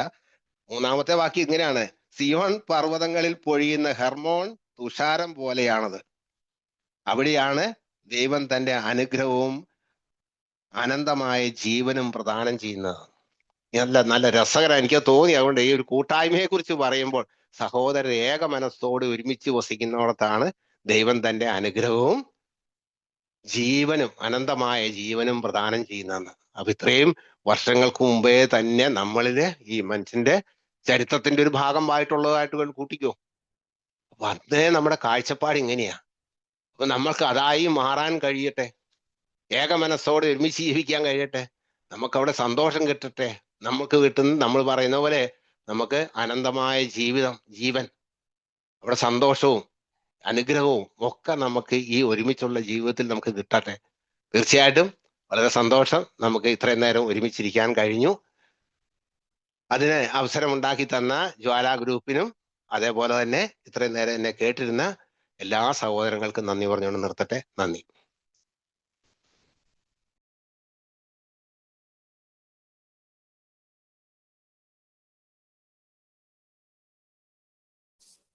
താങ്ക് യു സണ്ണി ചേട്ടൻ, ഇത്ര നേരം ഞങ്ങളോടൊത്ത്